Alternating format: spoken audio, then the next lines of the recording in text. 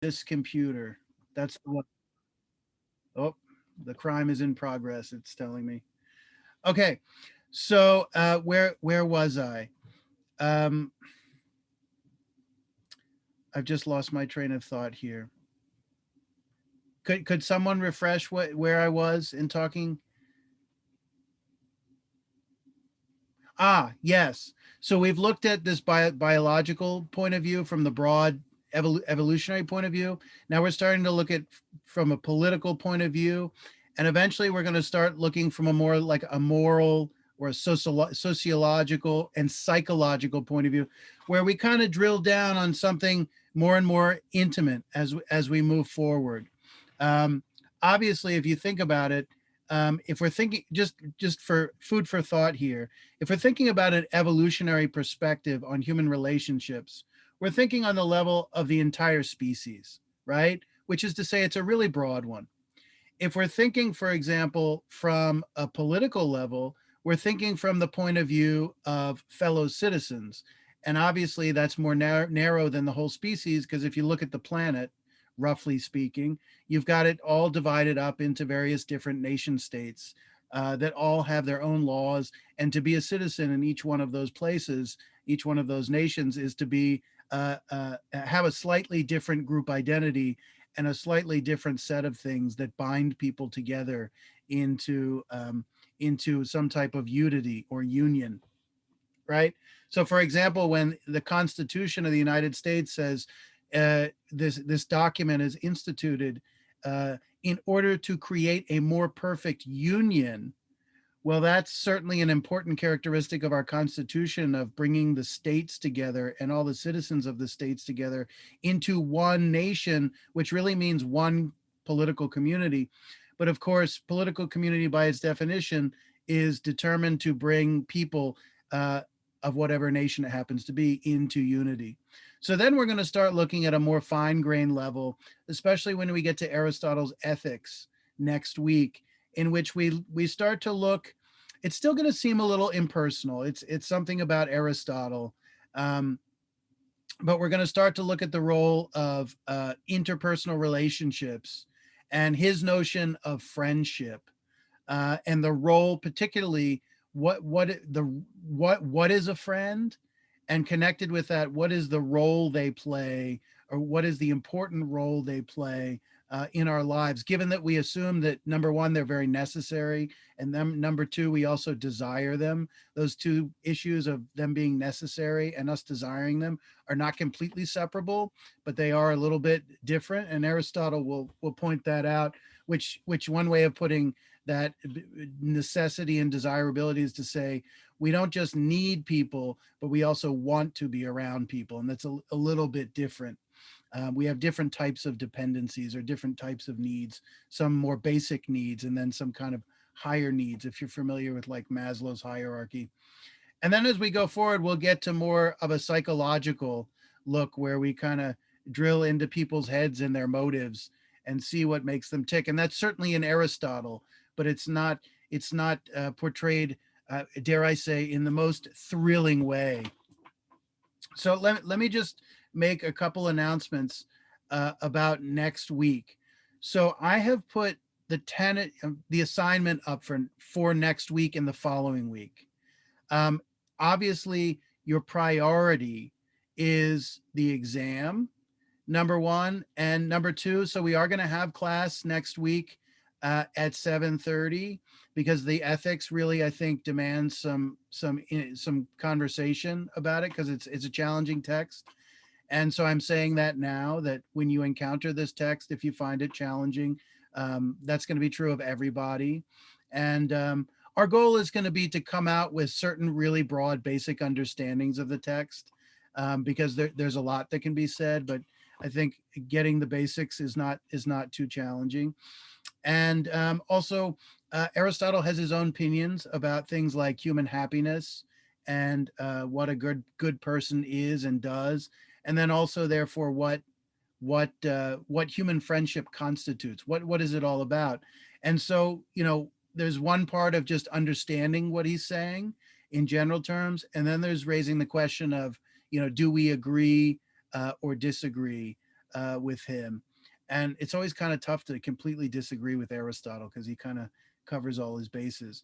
But we're probably going to have some interesting disagreements with him about some of the things he said, which is that's healthy, that's good. So let me take attendance, and then we'll jump into touching on the exam. 317. All right, so I'm just going to run through quickly because only so many people are here. Is Maria here? I'm looking at section A12. Is Maria here? No. Is Sarah here? No. Professor. You are here. How you doing? Good. How are And Adadamola. Hi, Professor. How you doing? And Amanda. No. And Jim, I think, is here. De La Cruz. No Jim De La Cruz? I am here. There you are. And Tashana. Is Tashana here? Yes, How you doing? I'm good. Thank you. And Kilki. Silky. They haven't attended. They haven't been able to attend. Deja. Is Deja here? No. Donald. No. Diego Lopez. Yeah, I'm here. How you I'm here. doing? I'm good. Itamar. No. And Jessica.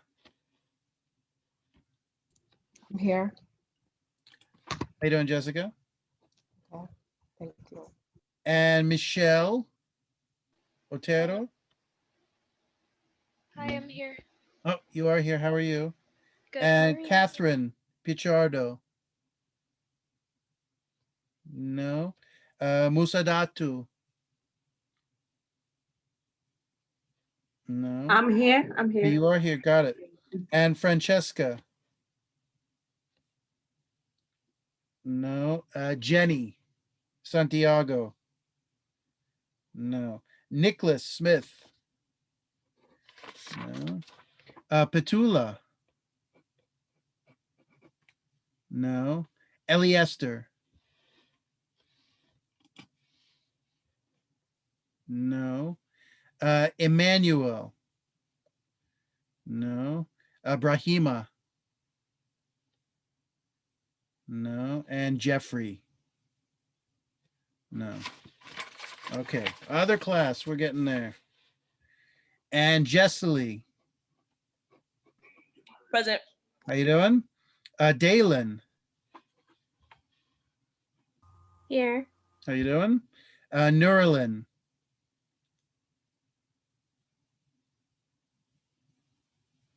No. Jonathan. I'm here. How you doing? Salimata. Hi, Professor. How you doing? Hi. Humayan. No. Tatiana Cole. No. And Carrie is here. How are you? I'm good, Professor. Great. Sophia. Here, Professor. How you Hello. doing? Beth Zali. No. Jason De Los Santos. No. Fatumata. No. And Madeline. I'm here, Professor. How are you? Good. How are you? Thank you. Very well. Nadira.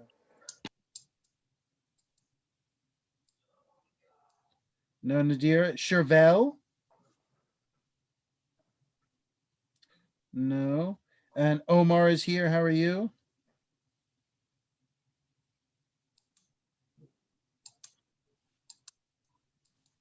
Joel is here. Yes, is Joel here? Yes, Professor. There you are. How you doing? And Cynthia. I'm here, Professor. How you doing, Cynthia? I'm well, thank you. And yourself? Good. Good. And Franklin.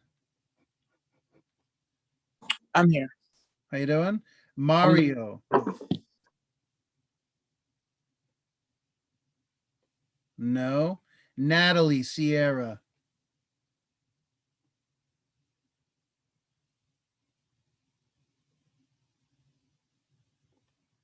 No. Annabelle. No. Amaris. No. Astrid. Hi, Professor. I'm here. How are you? And Marilyn.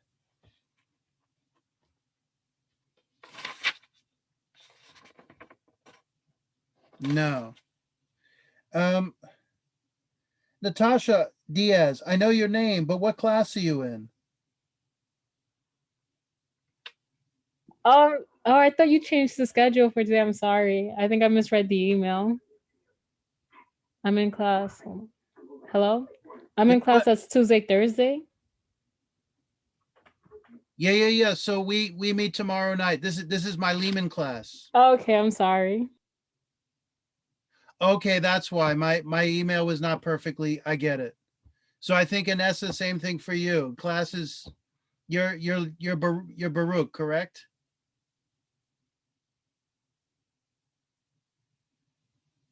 Yeah, I think Anessa's got it. So this is my Lehman class. So that's why it's not familiar to you. So we meet tomorrow night at 7:45 for Baruch. Okay. Sorry about that, Anessa. Okay. So let me bring up the assignment and excuse me. Change the screen share to here. All right, can everybody see that right now? Yeah. Okay, good. So here we are in Blackboard. This is section A12, but it's all the same. The two sections are exactly the same. So first of all, here's Aristotle's Ethics. Let me just click on this very briefly. So I'm putting this up now so you have it in advance. We're going to meet a week from today, and we're going to focus on talking about just book one. Book one. What I'm asking you to read, and I don't expect you to get to all this by next Wednesday, but as soon as you can, the totality of what we're going to read in the ethics is books 1 through 3 and books 8 through 9. Books 1 through 3 and 10 deal with the issue of Aristotle's understanding of human nature and human happiness, and the two are connected. As you've seen a little bit in the politics, this issue of human nature. And then in books 8 and 9 is the focus, his full discussion of friendship and what he means by it. And you can't really understand his conception of friendship unless you have a little background in his understanding of human nature and his understanding of human happiness, right? So next class, first of all, we'll just kind of work out the kinks of what the heck he's talking about in this book generally. And then more specifically, what he's focusing on in our human nature, the fundamental makeup that distinguishes us as human beings from other types of animals, for example.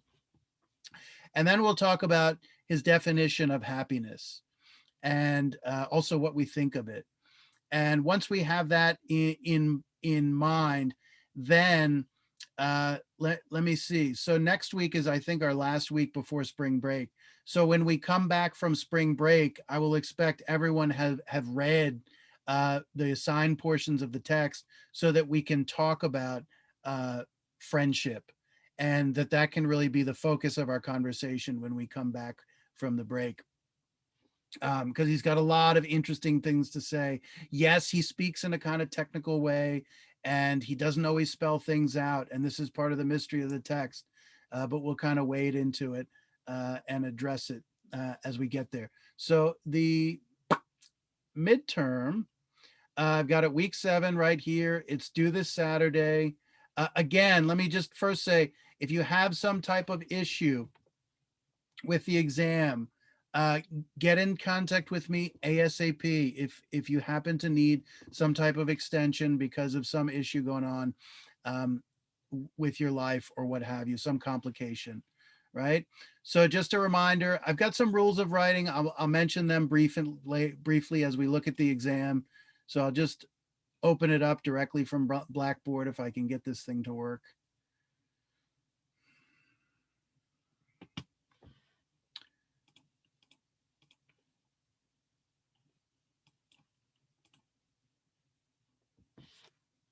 All right, there it is. It's hiding from me.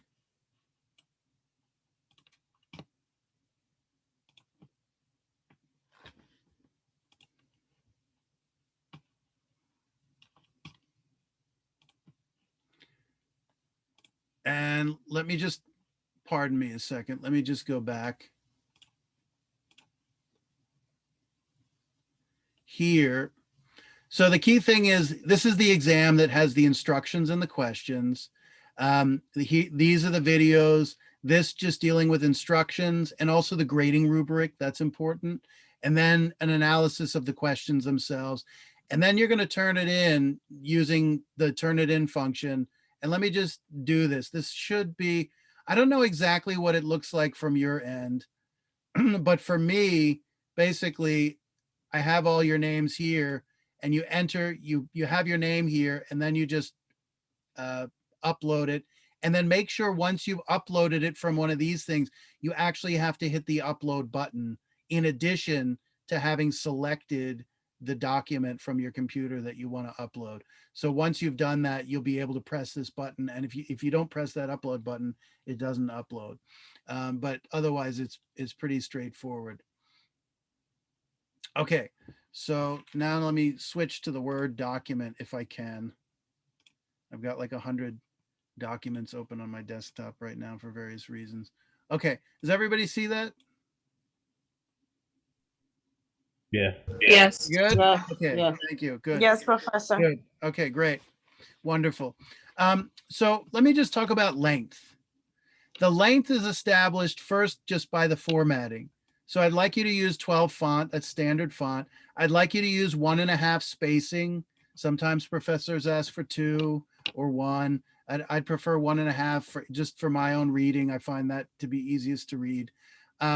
So that means that there's each answer, there's going to be 2 questions, and each is going to be 1.5 pages long for the answer, which means 2 questions times 1.5 equals 3 pages of answer, right? That means the 3 pages of your answer, the answers of the 2 questions add up to 3 pages. Definitely you shouldn't be going any shorter than 1.5 pages. If you go a little bit longer, that's fine, but I don't think you should be going any more than 2 pages for each answer. That's really a kind of maximum, because part of the challenge of the test is not just the substance of your answer, but the writing, the quality of the writing. And part of good writing is being able to say what you need to say in as direct and concise a manner as possible. So if you look at the grading rubric here, you see that the 2 key things I'm looking for are substance and writing quality. So let me just very quickly summarize substance. So substance means I ask you a question and you either have the correct answer, because there's really only one answer that is provided in the text, or you're providing substance in the form of an interpretation, which may be a little more variable than, it's either right or wrong. But then the quality of your interpretation is dependent on just supporting your interpretation with evidence from the text and your own reasoning from the text. I don't know, imagine if I were to ask, what is Hobbes' state of nature really like? And you say, I think it's like X. And I think it's like X because Hobbes says this, that, and the other thing. And then I can interpret from what he said that it must be something like this, right? So interpretations, there's some degree of subjectivity of what you emphasize versus, say, another student, but they always have to be grounded in the boundaries of the text, the 4 corners of the text. So, and you have to be able to demonstrate them by supporting with evidence from the text. So in terms of substance, it's absolutely essential that you cite passages either verbatim from the text or paraphrase, where you just provide a short parenthetical notation of the page number. You don't have to include the title of the text. You don't have to include the author, because we're not writing a research paper here. The question already dictates which text you're talking about. So you don't need to include that information because it ends up being redundant. So just key things. There are times where it's more appropriate to paraphrase, where you just get to the point of what you think the author is saying. There's times where it's appropriate to quote verbatim. And once you've gone beyond, I think it's once you've gone beyond 2 consecutive words in a text, you have to put it in quotation marks and acknowledge that those words are coming from someone else. So, if an author is saying something really crucial to what you are trying to explain, then it makes sense to use direct quotation. But you want to avoid, for example, quoting several sentences in a row and what I call filler, right? If you're quoting a whole paragraph, you're not doing the right thing. It means you should be quoting only what's absolutely essential there and paraphrasing the rest of it. That's exactly what paraphrasing is, to kind of condense and summarize what an author is saying and get to the point that you're really concerned with. But citations are really important, because that's where you're going to support your claim for whatever. By claim, I mean the answer you give to the question, right? So in terms of writing quality, so obviously writing quality, the quality of your writing always starts with proofreading. Let's be clear. Writing is really proofreading, because the first time we write something, as Hemingway says, the first draft of everything is crap. And that's because our brains don't work in the perfect linear fashion to craft a perfect essay the first time we write. We think in fits and spurts, and we write in fits and spurts. And as we get into answering a question or writing the essay, we think of things that we didn't think of at the beginning that turn out to be maybe better than what we first thought. So writing is an extended process of revision, and any good writer, just like a good painter, all you see is the finished product, which is to say the nice, pristine, pretty thing. You don't see all the mess that they went through to get there. So that said, proofreading, to be honest, at the college level is not really about spelling, grammar, but it's obviously those things should be correct. That's not what I'm saying. What I mean is that proofreading is really about, number one, meaning and intelligibility. A best way to proofread is to read out loud. When you read out loud, you can really get a sense of whether what you said is what you wanted to say and whether it really makes sense. So when I say meaning and intelligibility, I just mean, is what you're saying, does it make sense? Is it clear? Are you communicating clearly to the reader what you're actually trying to say? Writing that's not clear normally stems from thinking that's not clear. And clear writing normally comes from clear thinking. The two kind of are inseparable. Next part of proofreading is dealing with the focus and scope of your answer, which is to say, basically, have you answered the question that I've actually asked of you? It's all well and good to say brilliant stuff about the text that's under discussion, but are you actually answering what's being asked of you? That's crucial. Then the next thing with proofreading, the logical flow of ideas from one point to the next and one sentence to the next. And the way I've tried to ask, because these questions have parts, I've tried to ask them implicitly with a kind of logical flow from one question to the next, so that the answer to the first part of the question flows into the second part, to the third part, and so on. So scope, stay within the parameters of the question. Scope means like the boundaries of what you're writing, and the question defines the boundaries of what you're writing. Only include what's relevant to that question, and then also exclude what is not relevant to the question. And then I'll open things up to questions about these instructions in just a second. But last thing is, this test is testing your analytic thinking skills based on both the text itself, our conversation, the PowerPoints provided, the videos provided. It's based on your thinking. So you shouldn't be using any additional secondhand interpretive sources that explain the text we've read, right? This is not a research paper, right? So if it were a research paper, that would be totally appropriate, but it's not. I want to see your thinking and your understanding based on the work you've done uh, through reading responses, through discussion, through watching videos and looking at PowerPoints.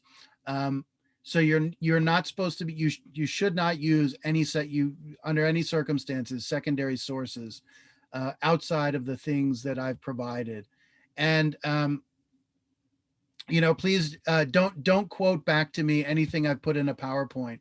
If you want to take one of those ideas as a point of departure, that's fine, but you have to have it in your own language and you have to integrate it into your argument. And obviously, as part of this, you need to write in sentence paragraph form, and a lot of the things I have in PowerPoints are bullet points. And then then the last issue, of course, is plagiarism. In the world of the internet with cut and paste, people cut and paste things from the internet, but that's a big no-no, and it's forbidden. It's against academic rules of honesty, and it will result in a failing grade. So let me just make one more point, because I call this an essay exam. So let me just clarify. When students think of an essay, they think of the structure of it with an introduction, a body, and a conclusion. And the introduction has a thesis statement, and then the body supports the thesis statement. And then the conclusion kind of sums up everything in a tidy way, something like that. So we're not going to have exactly that same structure. Number one, because the questions are going to dictate the structure of your answer. And number two, because we don't need that summation at the end. But it's an essay in the sense that when you answer the question, in answering, you're basically providing your thesis, just like an essay, on what you think the answer is. And then you use the rest of your answer to support what you're saying based on your own reasonings and based on evidence from the text.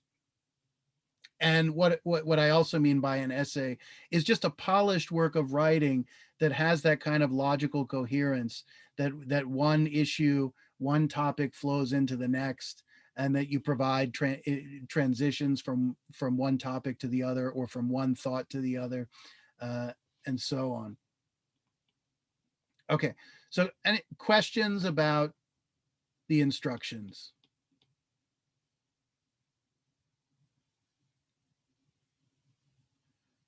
Okay, does that mean we have questions about the questions?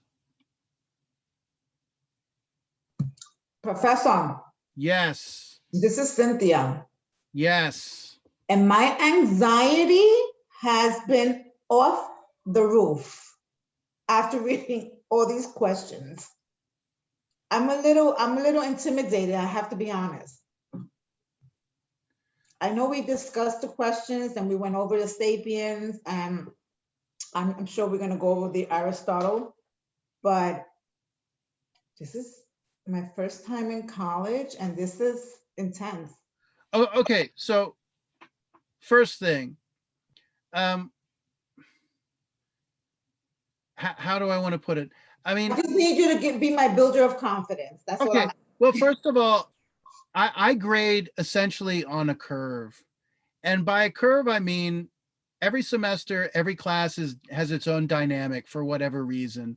Different group of students, different dynamic to the year, different things sometimes I cover or emphasize rather than other things. And so people submit their exams, and I see how everybody is performing generally. And the grade structure is based on how that class performs. Like I look at the handful of best performances, the mid performances, the lesser performances. And then so my grading gets fit into how I see students performing as a whole. So these questions are in the PowerPoints. They're things that were asked for reading response. And your goal is to answer them the best you can and provide support for your answer. And in some cases, there's flexibility about exactly how you understand these things. And if you don't get every last part of the question in terms of your answer, that's not incredibly damaging to your grade. Does that give you enough confidence? Absolutely. Yeah, I mean, this class is like everything we've done. The exam is the same. I don't expect you to come to class understanding completely the text we've read. Like, what would be the point of that? If I gave you a text that you could completely master, well, first of all, what do you need me for? What do you need a class for? And second of all, what interest is that? You know, it's a challenge. Yeah. And so I think just, I think that what intimidated me was the description of everything we have to do and not do. And I think that kind of like just freaked me out. Like I literally was having anxieties. I've been eating all day today.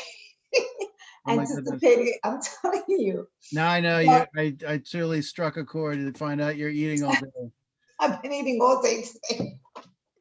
But I think that No, after you just explained it. No, when you talk about all the things I'm asking of you, actually, it's a little different from my point of view. So I wouldn't sweat it.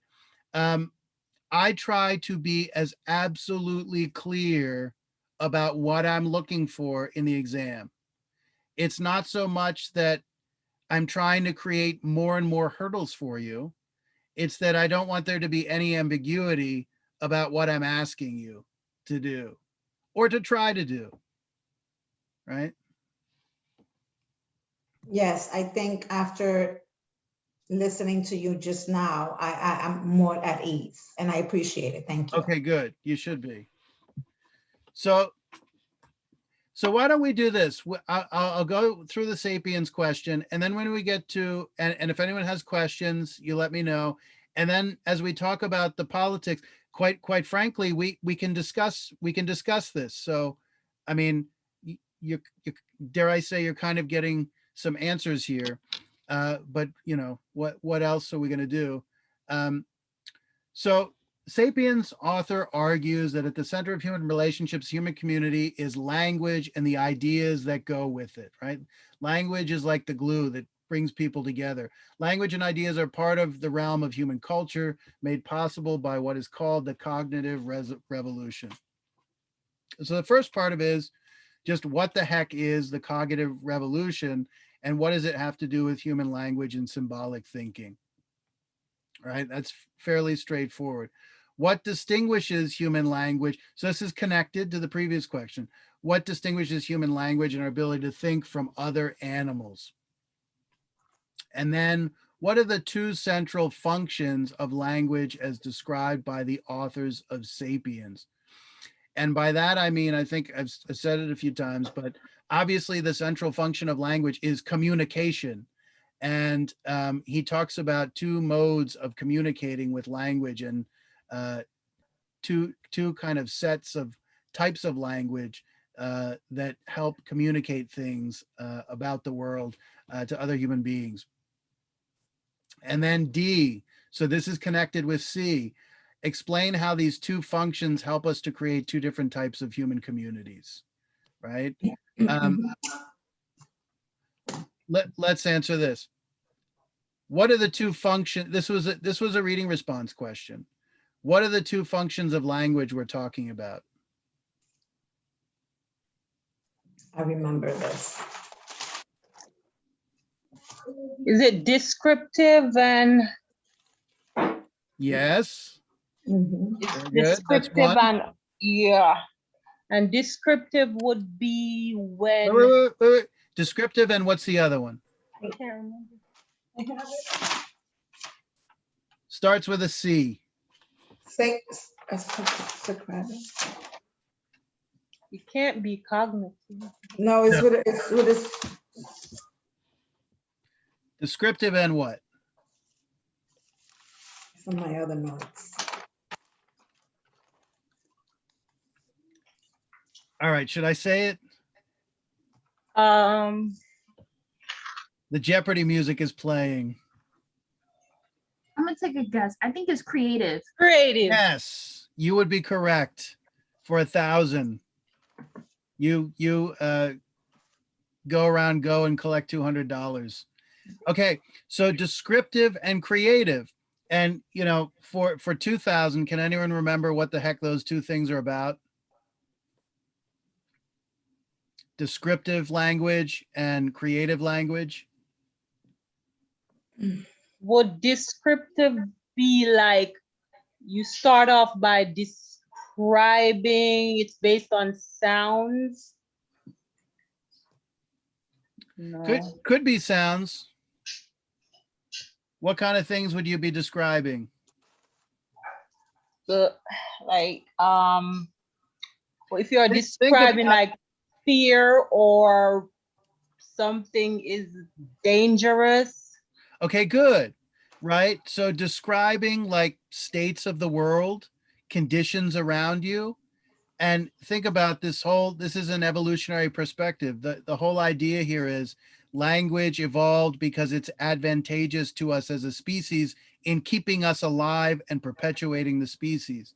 So the descriptive function describes the world, the concrete world around us, right? The facts, the And- physicals, right? And it communicates what we're all familiar with, information that we need to know about the world to get by in the world, maybe to survive, say if we're hunter and gatherers, but in modern society, it's to get by, like to succeed, to do well at a job, to do well at school, or what have you. That it describes things that are already there, right? Yes, so it's you would call it representational, right? Which is say it refers to things that everybody can point to in the world. Mhm. Empirically means like of the senses, like so it describes the experience of the physical world that we come in contact with through our senses. And you And- said represent, what did you say, representation, you said? Representational. And you think about it, the descriptive function of language is like the newspaper.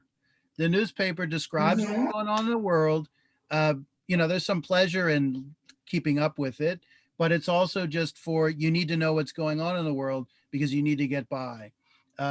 Oh, the day of taxes being due is now earlier or later, or there are new taxes, or who knows what is going on in the school system, and you've got to figure out how you're going to deal with your kids and stuff like that.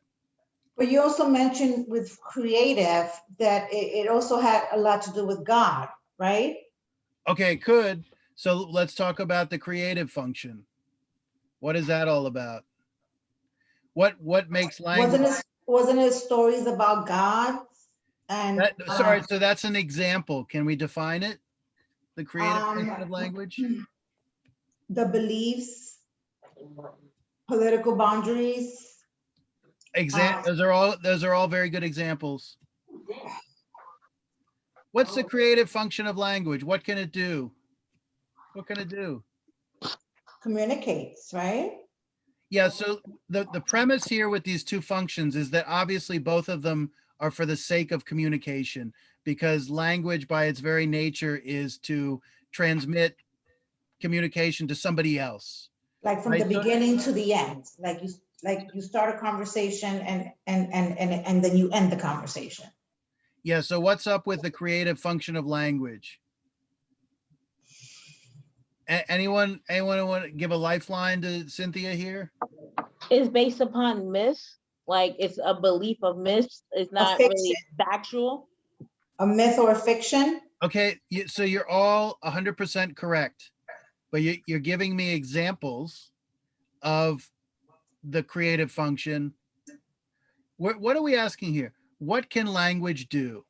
Language can describe the world, but it also can, number two, create things. Create things? How is that? So let's be clear. So the author uses this in a very specific way, which is that for the author, for reality for the author is like the material world, right?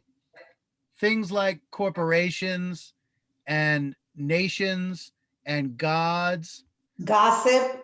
and myths. Well, gossip would really fall mostly under the descriptive function, right? So in the creative, it makes you believe something that you can't see. Yeah, so the word, the creation of the word creates a concept that has no obvious existence in the physical world, right? Um, so I mean, it's interesting if you think about God. Well, you know, there's sculptures, there's churches, there's the Bible, there's all kinds of things that reinforce the existence of God. But if you think about it, the direct empirical evidence, the physical evidence for God is rather you know, mysterious. Um, so think for example of the Peugeot company, right? There's a man named Peugeot, but he talks about that the corporation is in a sense a legal fiction.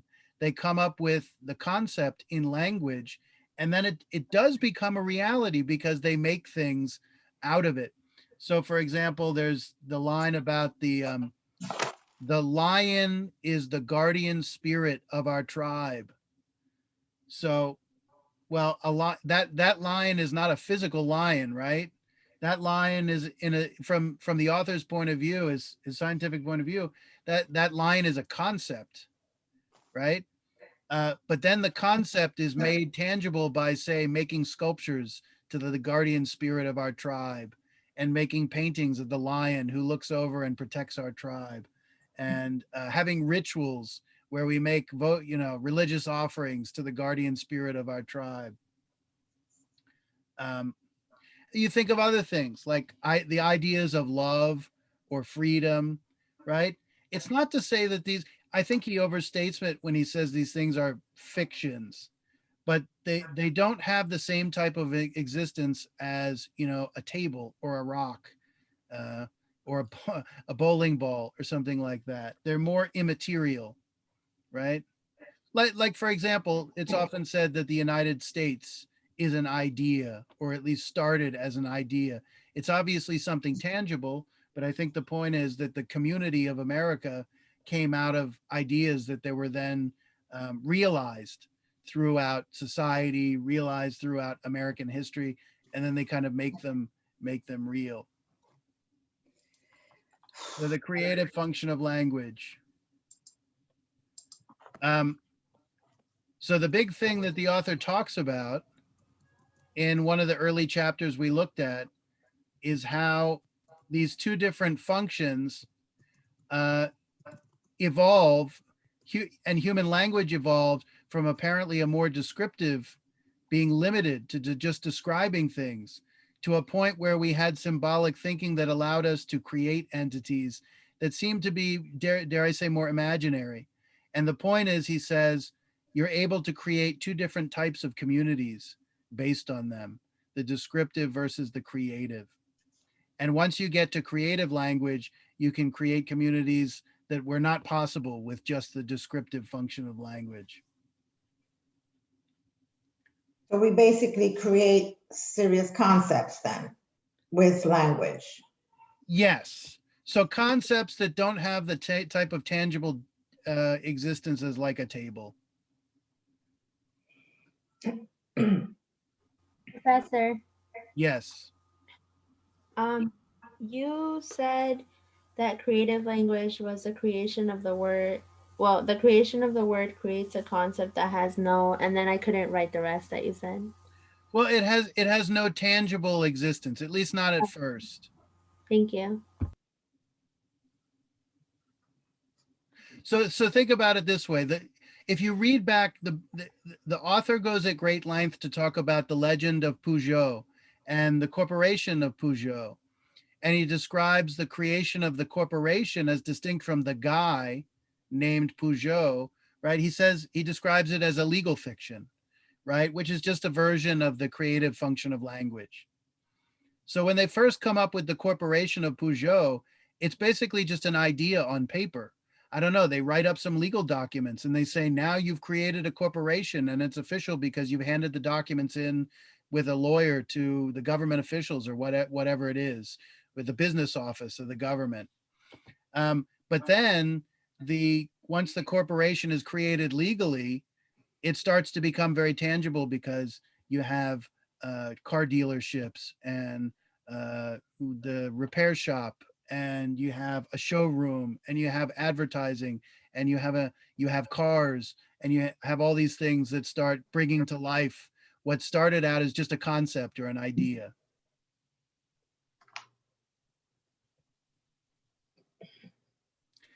So the creative function of language refers to uncommon ways of thinking. Well, yes and no. It's uncommon in the sense that it has the power to bring new things into existence all the time, right? I mean, folks, you know this. You know what this is. You know what we're talking about. Look at the world we live in. Look at the world of all the products and all the advertising and all the companies that shape our kind of popular economic landscape. I mean, what is Apple other than an idea in the mind of Steve Jobs like 40, 50 years ago that he then realizes in a variety of different ways that, of course, didn't exist before he thought it up. So it's basically using Job. What was his name? Steve Jobs. Steve Jobs. So you just used him as an example for the creative. I'm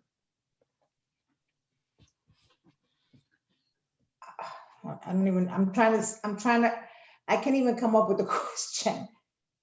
Can you just explain that again with Steve Jobs? Well, I think everybody is more familiar with this concept than you realize. You just don't think about it. So any type of business like Starbucks or Steve Jobs, Apple, or Twitter, or any of these things, they're all, the business starts out as some kind of idea. Like think of the name Apple. Well, excuse me, Steve Jobs. Apple refers to that thing we eat. It's red and it's shiny, and it hit Isaac Newton on the head. And now he takes that name and he says, no, this is the name of my company. And this is a company that I'm cooking up in my head that I'm going to, in 20 years from now, it's going to be a big computer company. I'm going to sell computers to people and sell phones and all kinds of stuff. Right. I mean, so at the root of that is the creation of a whole concept of a business that, didn't exist before. Got it.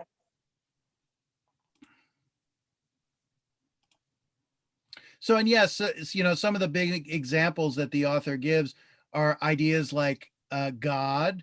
And of course, he's looking from a scientific perspective where he doesn't acknowledge the divine existence of God.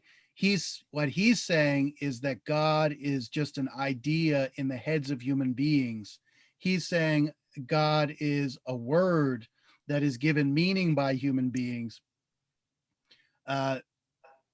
through all the rituals and religion that develop around the idea over the millennia.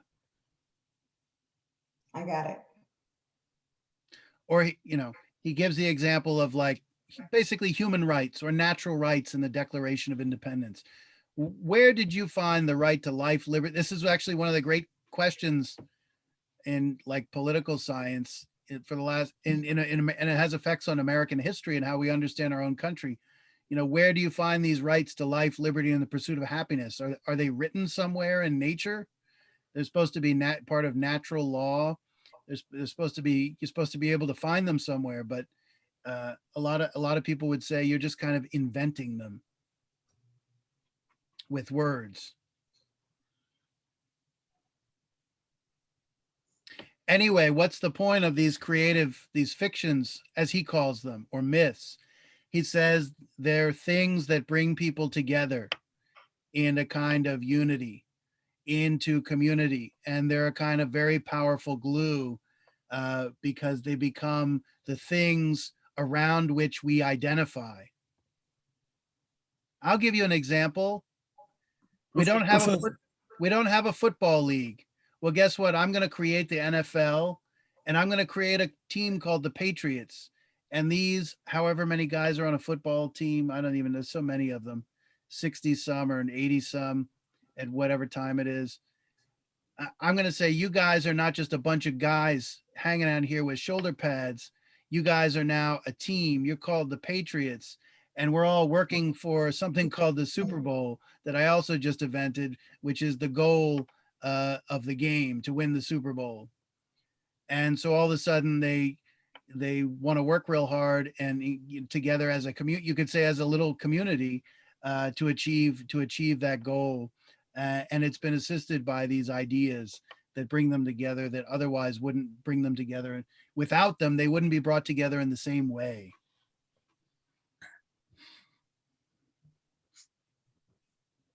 I like it. So like what that. Diego said is kind of half true. In a sense, yes, they're uncommon because creative function of language is always creating new fictions, you could say. On the other hand, this process of creating these types of entities is something that human beings have been doing since the cognitive revolution. And some of the things don't change so much, right? Like God and the way God is recognized by the three major religions. That's been pretty stable. Okay. So then, so part D addresses the types of communities that are capable of being formed out of these two functions. And so you have two different functions of language and you get two different types of communities that are possible. Okay. So then we've got the author asks, I'm asking about what this thing called an imagined order is and how does it relate to the concept of language. So in a sense, E is really an extension of D, right? So I'm asking you to provide an example from the text of an imagined order. And let's just say this, an imagined order is a product of the creative function of language. It's made possible by the creative function of language.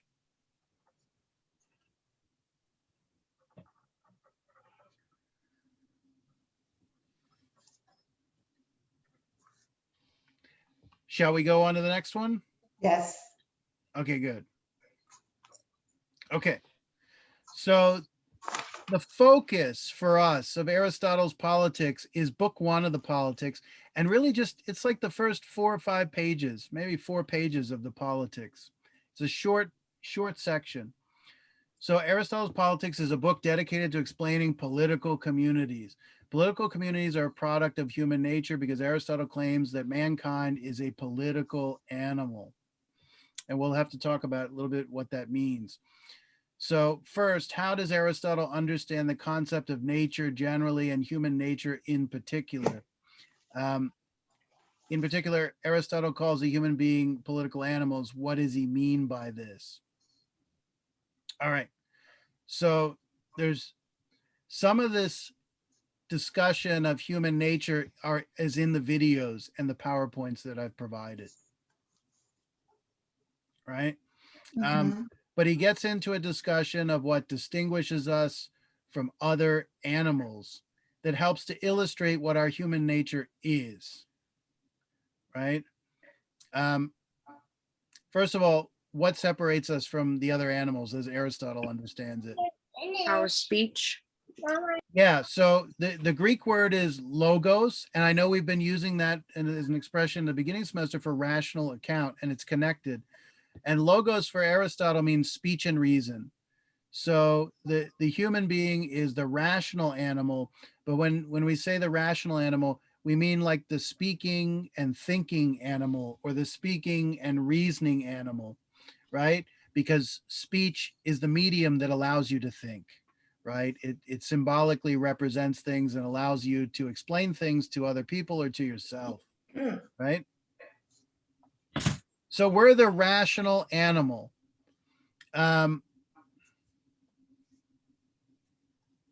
Let's put it this way. What defines the life of animals? What kind of things do they spend their time doing? So we're trying to get an understanding of human nature. Create little communities and gather together. Yeah. So what do human? So even animals have communities, right? But they're not political. That's what Aristotle is going to argue. Why do animals get together in communities? And some of these reasons are going to be just the same as why human beings obviously get together. Why do animals get together in communities? To get food. Yeah, food. What else? Reproduce. To find shelter, like places for them to form their own communities. Yeah, good. So Aristotle is going to argue that every form of community, whatever it is, has some purpose or goal. And it's that purpose or goal which precisely explains why the heck these individuals create a community in the first place. If there wasn't that goal, they wouldn't be in a community in the first place, right? So animals need to eat, they need to sleep, they need to reproduce, they need to protect themselves and provide security. And I suppose they can do that better in a group than they can separate, right? Just like us. Yeah, so they're needy. And so they are social animals. And of course, we're social too, which means we come together for all these. Before we get to the higher, more fancy reasons why we might associate with one another, the basic reason is we're needy and we're dependent, right? And the important idea here is that we're not, and just like animals, we're not self-sufficient. We have needs that our own nature gives us, like security and food and reproduction. And it turns out that we can't satisfy these needs under our own powers, right? Obviously, reproduction can't do it. At least, I guess even today with fancy technology, you still need both sexes to reproduce. So you can't, Voltaire said no human being is an island. You can't live a totally isolated existence. So human beings can't, because they're just not designed to be that way. So we have all these needs that are part of our basic survival, right? Aristotle says that the city-state comes into existence for living, but remains into existence for living well. And when he says it comes into the existence for the sake of living, what he means is like the basic needs of survival, right? The basic needs of life, right? And so the catch is going to be for a human being is that we don't want to just live. How many people just want to survive? Like literally just survive? Most of us. I'm one of them. Well, Me. Well, with the just climate survive. of how things are going, a lot of us just want to survive. But I think Yeah, but when you say survive, don't you mean something like get by in a tough society? yes, that's exactly what I meant. You're all gonna live, right? Barring unforeseen, right? So our problem is not mere survival. We still want a pleasant Diego survival. wants to have fun too, he said. Yeah. I want to live well. No. Yes, exactly. Your All right. life. So Aristotle may have a I very think- specific meaning about what living well is, but no human being sits there and says to themselves, I just want to survive, right? They want to survive well, whatever that means to them in their situation. And of course, it varies from situation to situation. But obviously, a lot of our life is caught up with meeting the needs of survival or meeting the demands of our society, as the case may be. So his argument is going to be that animals, they are just living for survival. There may be pleasurable things for them in their existence, but they're not really aware of being concerned with living well. And living well for Aristotle is just another expression for human happiness.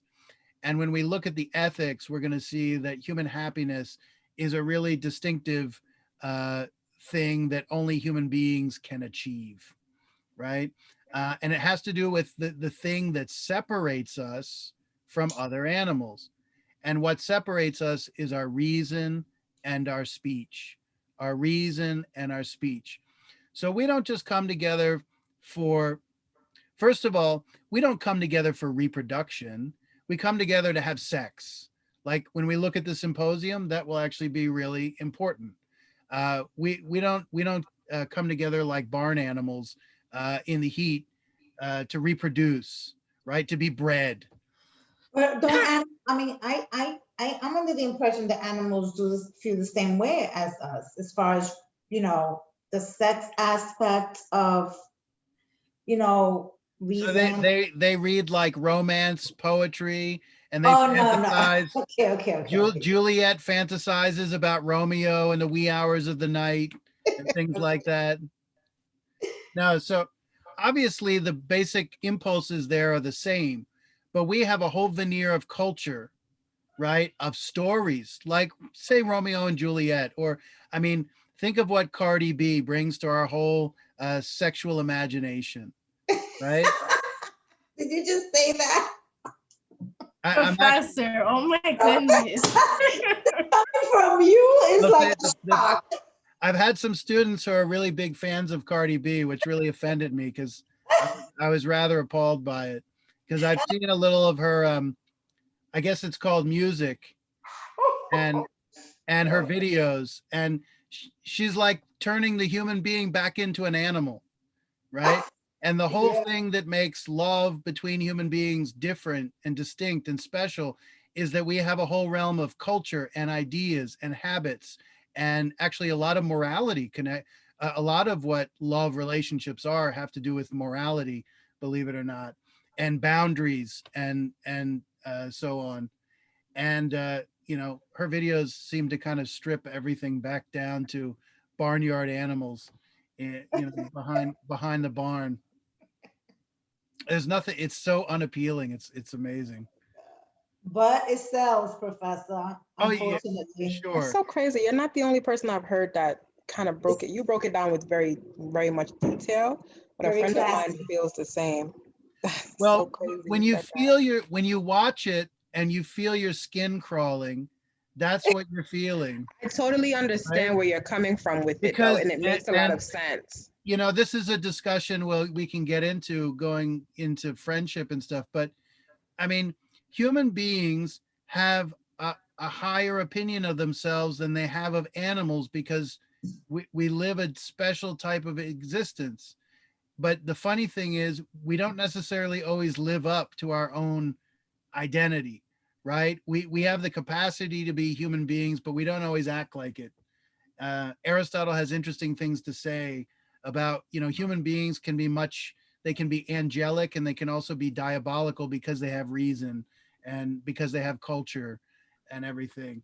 Anyway, Professor, I mean, a lot of times I have to agree to disagree. This is the one time that I'm 100% with you. oh, good. Absolutely. Me too. And I have my own thoughts about why that stuff is even out there, but I don't think any of that stuff is very good for our society At all. Everybody likes sex, and I'm sorry, but nobody's going to reinvent the wheel here. Sex has already been invented. Everything's already out there. There's not a whole lot new under the sun. Certain things pop up to the public surface. That's true. But anyway, when you start treating yourself like a barnyard animal, you've taken away all the human dignity that separates you from, and, I don't know. Pigs don't even do that kind of stuff. Yeah, I The think pigs are actually kind of smart. It's tasteless, but unfortunately it sells, and it also gives such a wrong impression to the younger generation, which Well, that's the real concern, because as adults we can look at it, and even if we find it interesting, we can say you're able to mentally put it to the side and say, this is just a depiction in a video, whereas young kids, like, they take that as what things are. So that's the real challenge. Impressionable young people. Okay, so Aristotle says let's start discussing this. So he said, we've got a lot of survival needs that bring us together into communities. Well, the couple, the household, and the village all seem to deal with the needs of basic survival, the needs of what Aristotle calls like mere life, which is just by which he means survival. But he says the polis is there for living well. And by that, he means the polis is there for human happiness. It seems to provide things beyond mere survival that are necessary for human happiness, because human happiness is not about mere survival. So we're political animals. Does anyone want to try? We can look at the text in a second, but does anyone want to try what you think he means by political animals? How I had, oh, go ahead, whoever was talking. So the key thing here that's tricky is to say it's a political animal is to say something more than just social animals, right? Because almost all animals are social to one degree or another. We're definitely social, but he says we're also political, by which he means something different. You wanna go for it?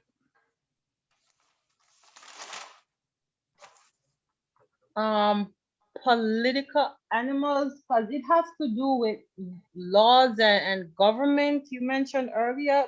It has something to do with that, yes. And so we need goals. We need like things that we can achieve so we feel fulfilled. Okay, that's definitely, so we are happy. That's definitely part of it. You're on the right track, and it has something to do with creating a conception of life through laws that goes beyond mere survival. Anyone want to try anything else? What do you think is meant by political animal?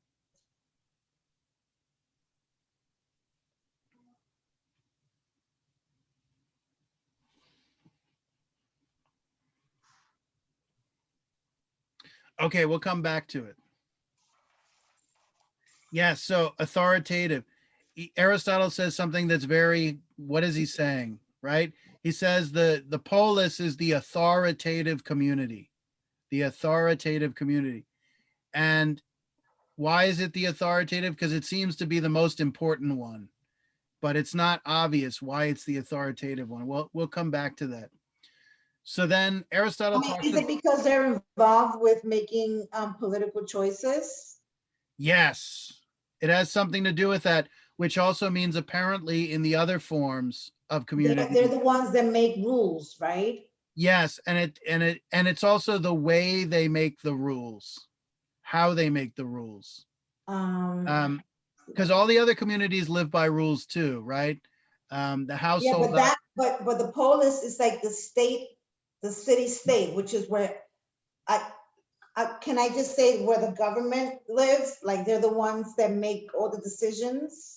Yeah, and so the tricky thing is in ancient Greece, when they have like a pure or direct democracy, in a sense, the people are the government, because the city-state is so small and the number of actual citizens within the city-state or the polis is even smaller, that in their lifetime, basically everyone actually has the ability to participate in their government.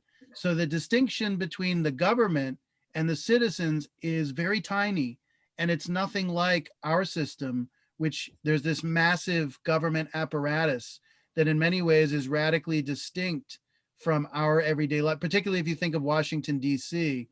And this is why in this gigantic country, as opposed to the tiny country, the tiny polis, we have to have the federal, the state, and the local, because it's the local government that we can, most of us anyway, can kind of touch. We can actually kind of experience that.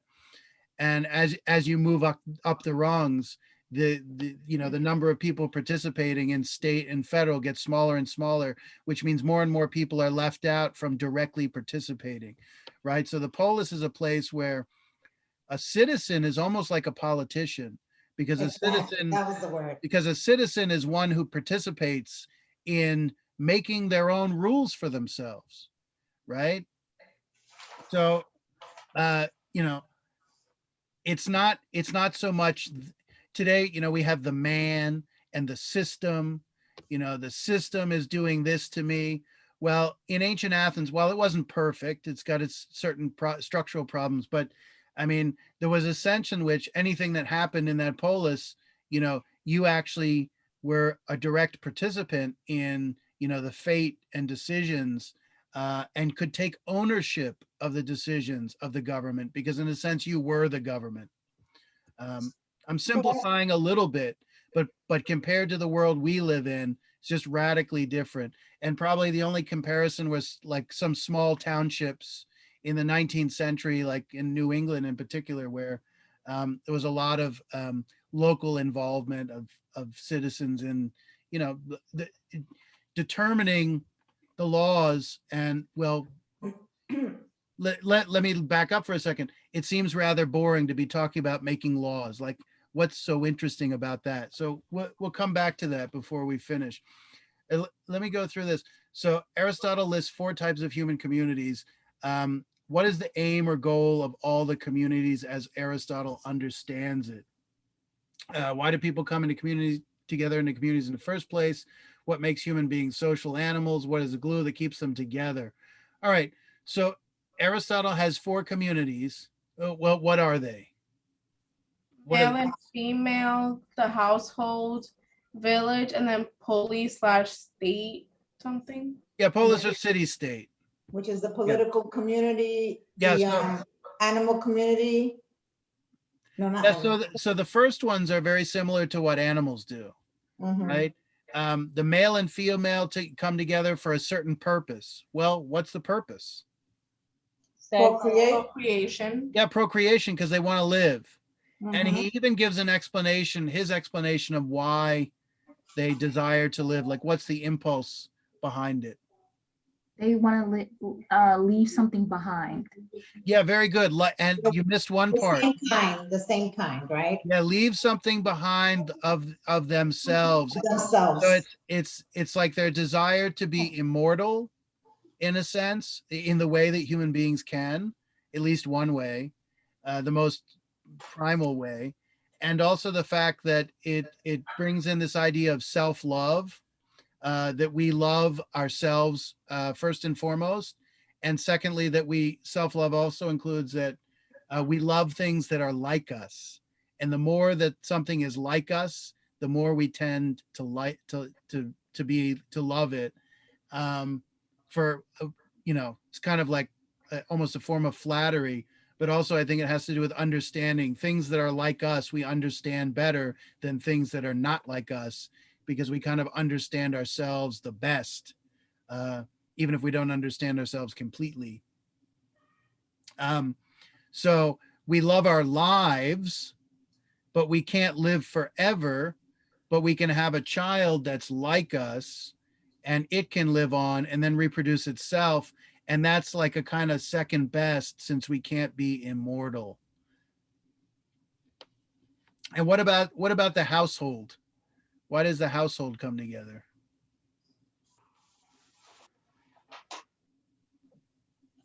Shelter. Okay, so when he says household, he doesn't mean house.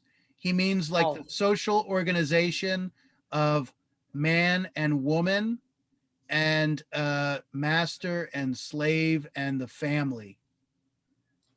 And the statesmen and the kings, right? Because I wanted to bring that up to you because I was a little confused with that paragraph. Where he talks about the origin of kingship?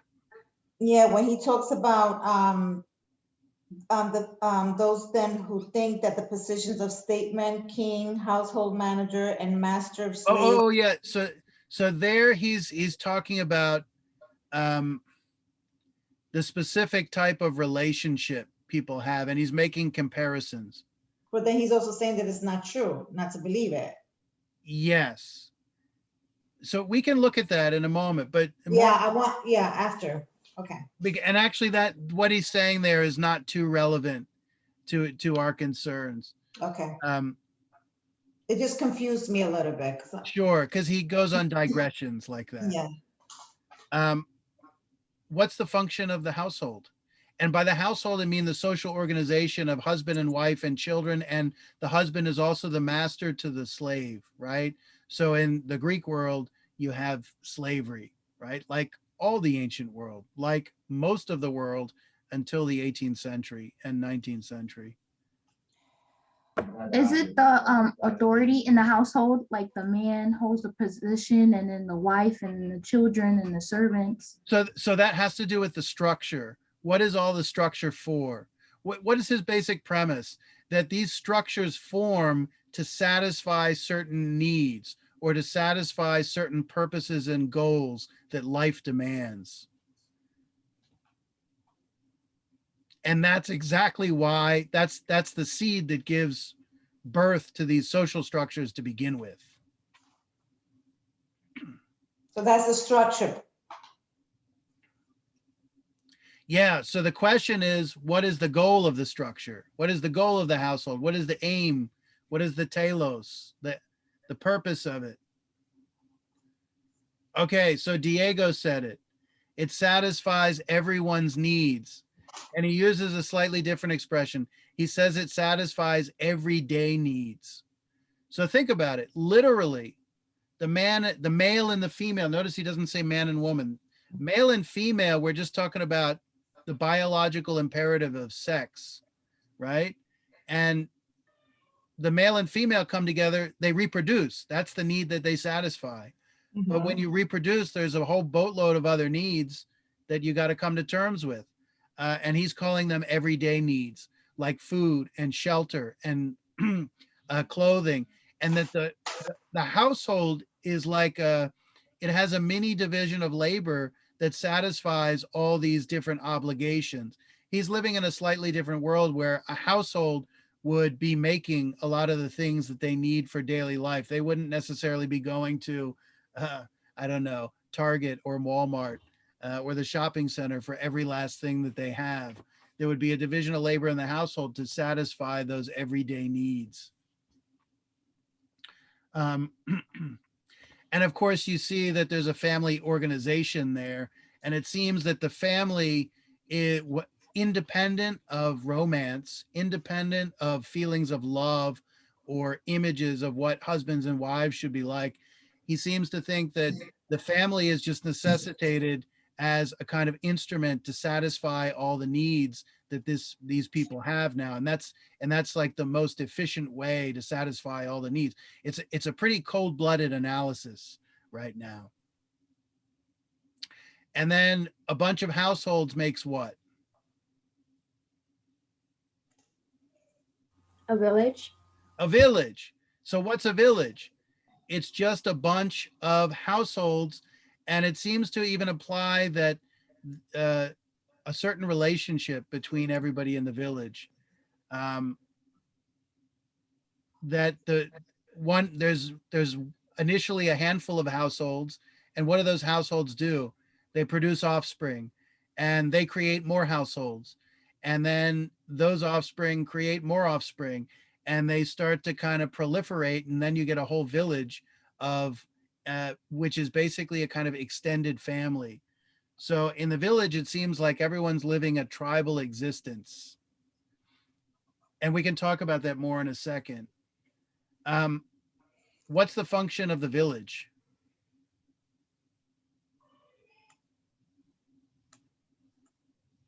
I'm guessing to satisfy everybody needs in the village as a group, as a whole. Absolutely, absolutely. But there's one catch. He makes it just a little, he adds a little wrinkle to it.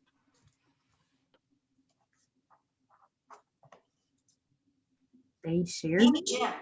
Looking to satisfy long-term needs rather than the immediate needs. Yeah, very good. So think about how society works. Once society scales up big enough, it starts to plan and it starts to foresee things, and it's still satisfying the same types of needs or similar needs, like their needs of the body, their needs of physical well-being ultimately, but they're planning into the future. I don't know. They're I'm sorry, can you say that? Can you explain that again? You referring to the village?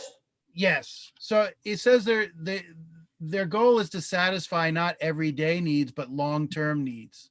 Okay. So there's clearly some of those needs could be exactly the same. Like today we need food, right? But we also need food a month from now.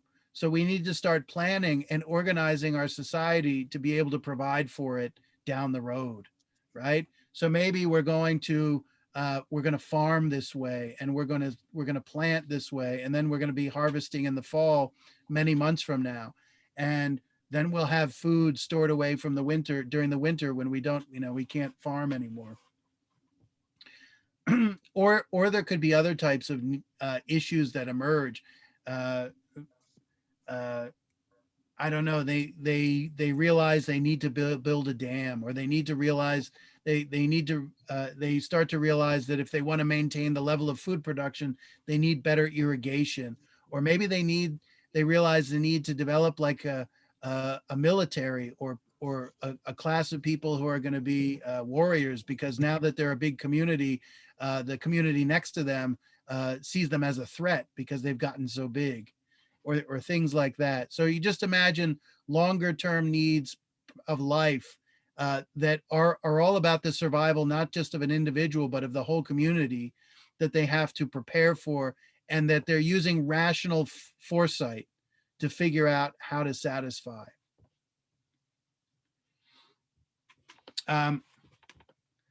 Then the tricky one, the polis.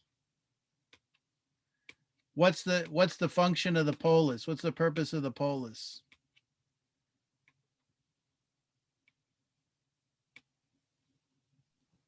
Any thoughts? To enforce law. It has something to do with the laws, absolutely. Like a balance of regulations. That's part of it. To develop an exercise of human power. It has something to do with the use of their reason in particular, and something about in the other communities, human reason is not being used in the same way. We should read it. But any other thoughts about what the goal of the polis is? It have to do for human happiness. Yes, it has to do with human happiness, and it has to do with a very specific vision of how he understands happiness. Because you're going to ask yourself, well, gee, in the household, in the village, aren't people happy, right? Well, in the polis, it seems to be specifically geared actually toward the concern of human happiness, which is a concern over and above what the village, the household, and the couple are concerned with. The couples, the household, and the village are concerned with mere survival. They're doing what they're doing for the basic needs of bodily and physical existence. And you might say that the polis is there for a kind of spiritual existence, or to exercise those parts of our mind, our intellect, our heart, you could say, that aren't exercised in the same way in the other three forms, because those ones are geared toward, you might just say, like, they're there for paying the bills. They're there for doing the dirty work of getting, the daily slog done. But the city or the polis has a more special function that's not just dedicated to survival, but the good life, which is just another way of talking about happiness. So he talks about the good life, or living well, happiness. These are all synonyms. So then, I actually get into these questions here. What's the goal, or the telos of the city? Aristotle says it comes into existence for the sake of living, but it remains in existence for the sake of living well. What does he mean? And then Aristotle speaks of just and unjust, right and wrong, beneficial and harmful. And then he says it's a community in these that makes a household and a city state. What does he mean? Explain how the city state is a form of imagined order. So I think we can answer Jessica, if you have to go, that's fine. We should go maybe just 15 more minutes and call it a night. But I think what we should do is turn to the text and we can just read through where he just discusses the four communities and the city state, because it's only like 2 pages, and we can pick it apart and establish some clarity here. So let me go to the reader. All right. And I'll make this as big as I can.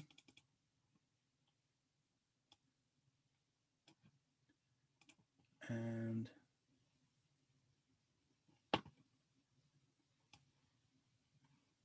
okay, so what we're going to do is, oh, I've got this thing so big it's impossible to see anything.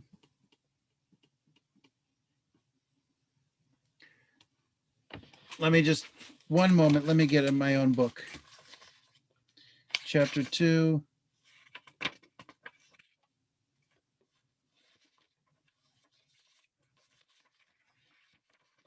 Where does chapter 3 begin? Oh, yeah. So we just need to focus on chapter 2 here. It's pretty simple. So could I have someone read for us here at the beginning of chapter 2?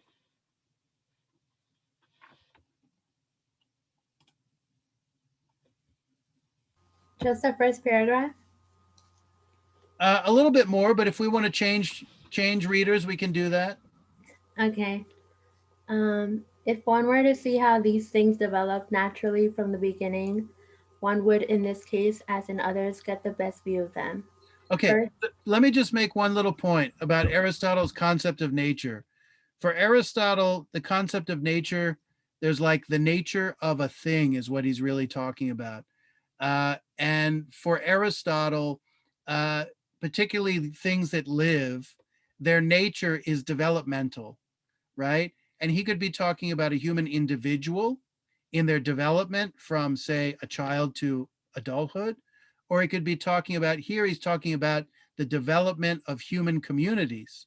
He says, we'll be able to see things if we look at them in their natural development, or how these things develop naturally.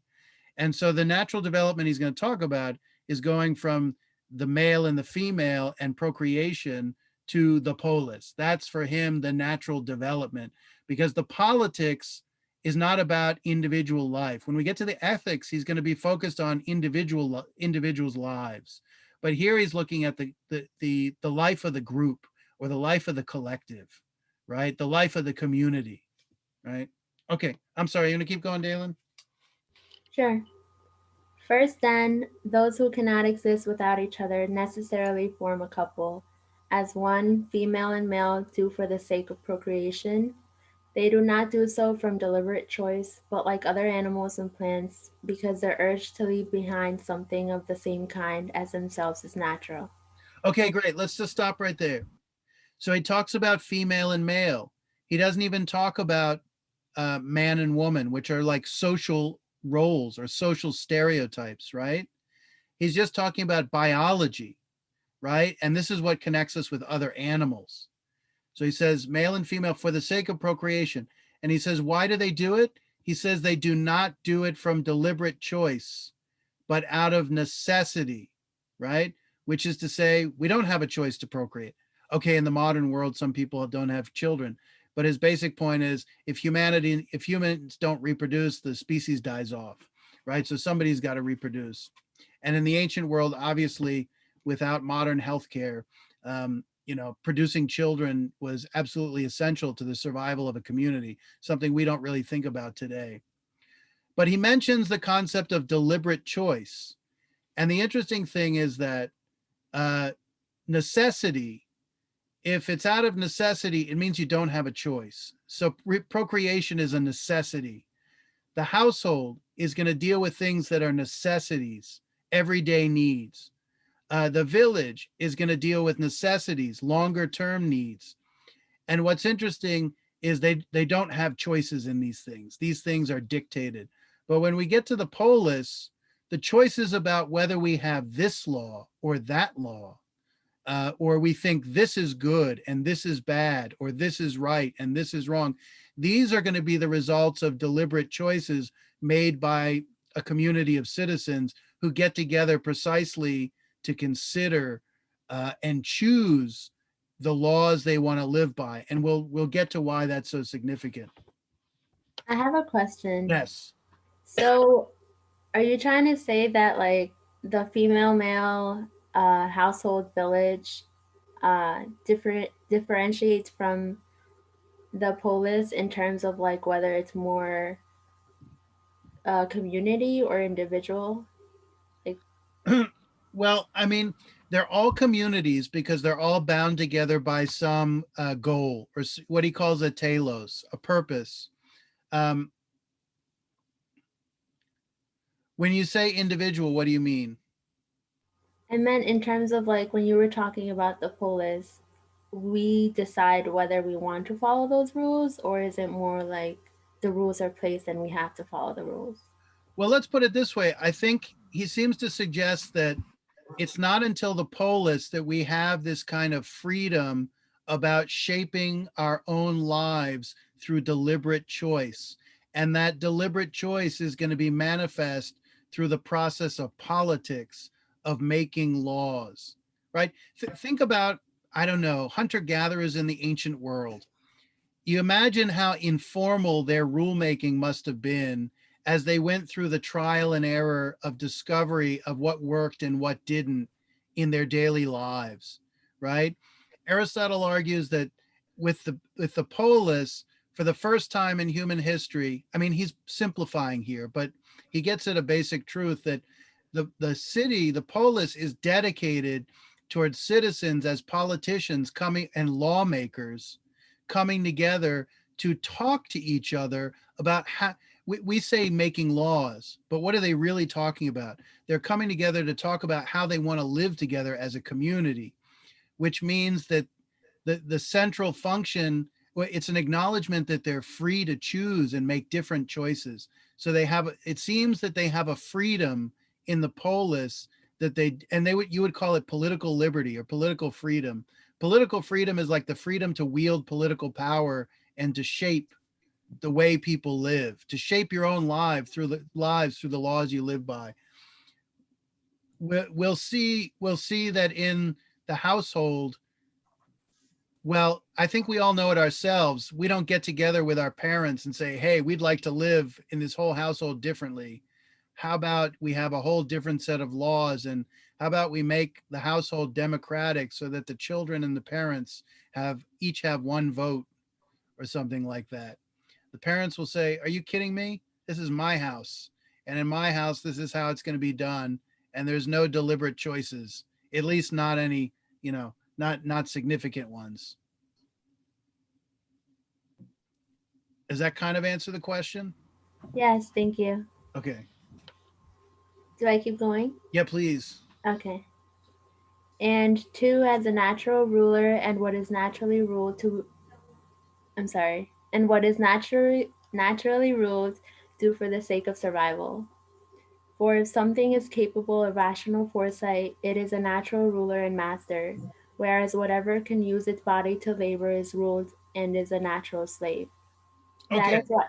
So, I mean, we could spend a whole million classes like talking about Aristotle's concept of slavery, but you see something very interesting here, that when we think of slavery, we tend to think of a political / property institution that's imposed by government.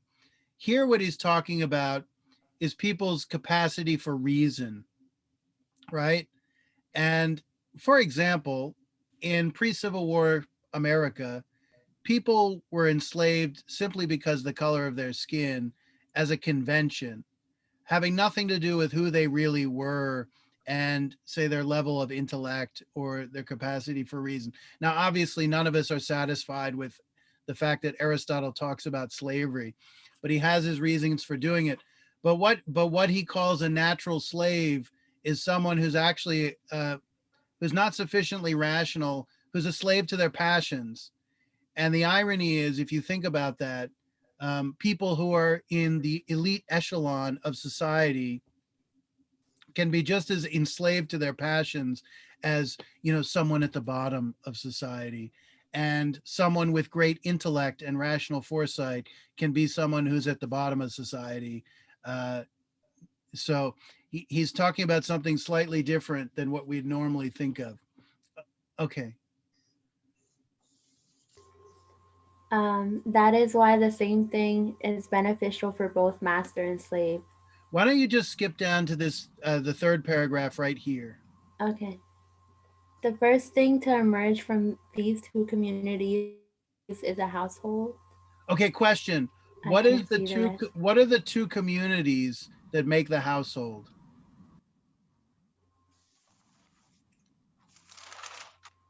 Male and female? That's one community. Or Owner and slave.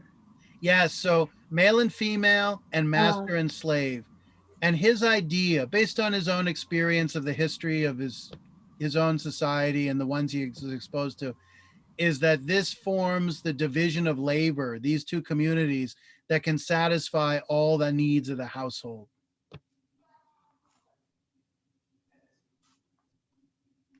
And in many ways, So this that observation makes a lot of sense. Yeah, in many ways, this observation is, no different than a lot of the reality of the ancient and more, up until the 18th century, really. Professor, so when we're writing our responses, do we say only like male, female, and master and slave, or can we say family as well in terms of like the household community? I think, if you want to be as specific as possible, it's male, female, and master and slave. But I mean, because that's what the household consists of. But family, you can include that. Okay. Do I keep reading? Yeah. So that Hesiod is right when he said in his poem, first and foremost, a house, a wife, and an ox for the plow. For an ox is a poor man's servant. The community naturally constituted to satisfy everyday needs, then, is a household.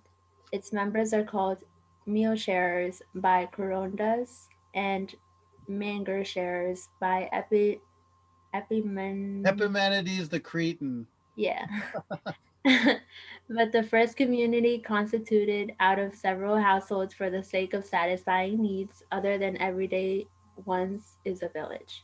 Okay, so a couple things. He talks about a poor man's slave is an ox, right? Because a poor man can't afford a human being as a slave, so they have an ox. But you see that we don't call the cow or the ox that pulls the plow, we don't call them a slave, but that's exactly what they are. And we could have a whole discussion about what's lacking in an animal that permits us to treat it like a slave. Of course, many people would disagree, but we also eat the animals too. So, and it has to do with fundamental distinction between a human being and something like an ox. And he describes a slave as just an animate tool, right? So it's another being that's there for your own purposes, to execute your will and to do the work that for whatever reason you're not doing. So he says that the household is there to satisfy everyday needs. This is where he says it. And then he says the people in the household are meal sharers and manger sharers. What is he talking about there? What do we do in the household? I don't think I've ever heard of manger sharers. You know the story of Jesus? Where was he born? Yeah. In a manger. Yeah, in a manger. Oh, okay. Whatever that is. Wait, can you explain what a manger is? I'm sorry. Well, let's start with what is he talking about meal sharers? That's a rather awkward expression for us. What is he talking about? People who do what? I'm guessing we share meals together. Yeah, we eat together. What's a manger? It's where animals sleep. So we eat together and we sleep together because we're a family or we're a household. What's the significance of eating and sleeping together? And when he says sleeping together, I don't think he means sex here. I just think it means we all kind of cohabitate. Family. Yeah, what's implied by the fact that we have such close proximity of eating and sleeping together? How much? Every day, basically, right? So have a relationship with each other. We know each other. Yeah, so there's a Yeah, tremendous we need each other. yeah, tremendous intimacy with one another, right? And intimacy also creates some interesting complications because we're so kind of bound together. But it's going to be interesting when he talks about friendship and the time it takes to know someone, and one can only really be friends, or one can only really be intimate with someone when you have spent the time with them. And he actually talks about sharing meals together as one of the primary modes by which one familiarizes yourself. And of course, family, you're seeing at the breakfast table, for example, in the morning, when people are not in a wonderful mood, right? Whereas the people who live outside your household, you see them in like very kind of controlled ways, kind of scripted ways. They see you when they want to see you. And when they see you, they're prepared to see you. And they can get dressed up and make sure they don't have bedhead, or make sure they're shaven or brush their teeth, or all these things that um, you see the raw truth in the family. So notice that the village comes out of the households, and it seems to be here that the village, obviously the household is based on biology. It's based on the family unit and procreation. And it seems that the village is actually just an extended family, right? So what is the thing that holds the village together apart from satisfying its needs? It's held together by the fact that they're all, someone said it, blood relations, right? They're basically, we're talking about a tribe or a clan. And what is a tribe or a clan? They're basically just extended family, right? And what is our principle of association? What is the bond that brings us together? It's the fact that we're all extended family. Think, for example, of the mafia. It has a clan mentality. Everybody who's in the family is protected, and we love them, even if we can't stand them. Like they have a special standing with us, that people who are not in the family, they're outsiders, right? And what partly defines our relationship, or our principle of community, is that we're blood relatives.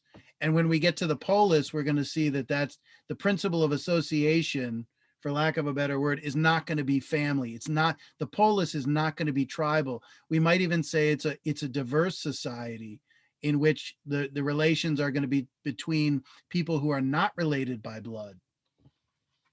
Okay. Dalen, can you keep going? Yeah, where it says as a colony. As a colony, absolutely, please. Okay. As a colony or offshoot from a household, a village seems to be particularly natural, consisting of what some have called sharers of the same milk, sons and the sons of sons. That is why cities. Let me ask this. Why does he say that the village seems particularly natural? Because you already know them, I think. I agree. And what else? Everybody is what? Related? Yeah, everybody's related by biology, right? So even Aristotle has the same concept of human nature that we do, kind of implicitly. There's like a first biological nature, like our DNA and our physical makeup. And then there's a nurture, a second nature, that's the result of education and habit and training in society, that sits on top of our biology. And why is this particularly natural? Because this community comes out of our first nature. It comes out of reproduction, comes out of survival, and the intimacy of family. And notice how he describes it. We're sharers of the same milk, and sons and the sons of sons. So clearly he's saying that this village is extended family, right? Why does he call us sharers of the same milk? What does that mean? It's a rather odd expression for us, I think. Like when a baby is born and you are fed, I guess. Yeah, we maybe what he's saying is that we're all descendants from the same female ancestor, or that we're all brothers and sisters with the same mother, in the present, I right? mean, they're all sharing each other. Could that be a possibility? Well, and of course they're sharing everything, right? So that's part of the intimacy. And if you think about it, within a household, there's a kind of communism, right? That, there's a kind of equality. Like, I don't know, if you've got 3 kids, that basically, they get in fairly equal measure, for the most part.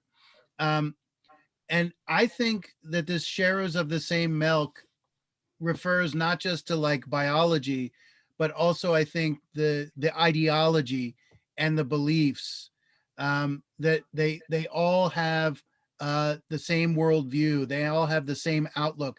They all have the same moral codes because they're all descendants from the same ancestors. And in this world, the rules established by your ancestors that are passed down and carried on by tradition are very powerful forces. We're looking at a traditional society in which the rules of this world are established by tradition. So if we think back to that guy in Mending Wall, right?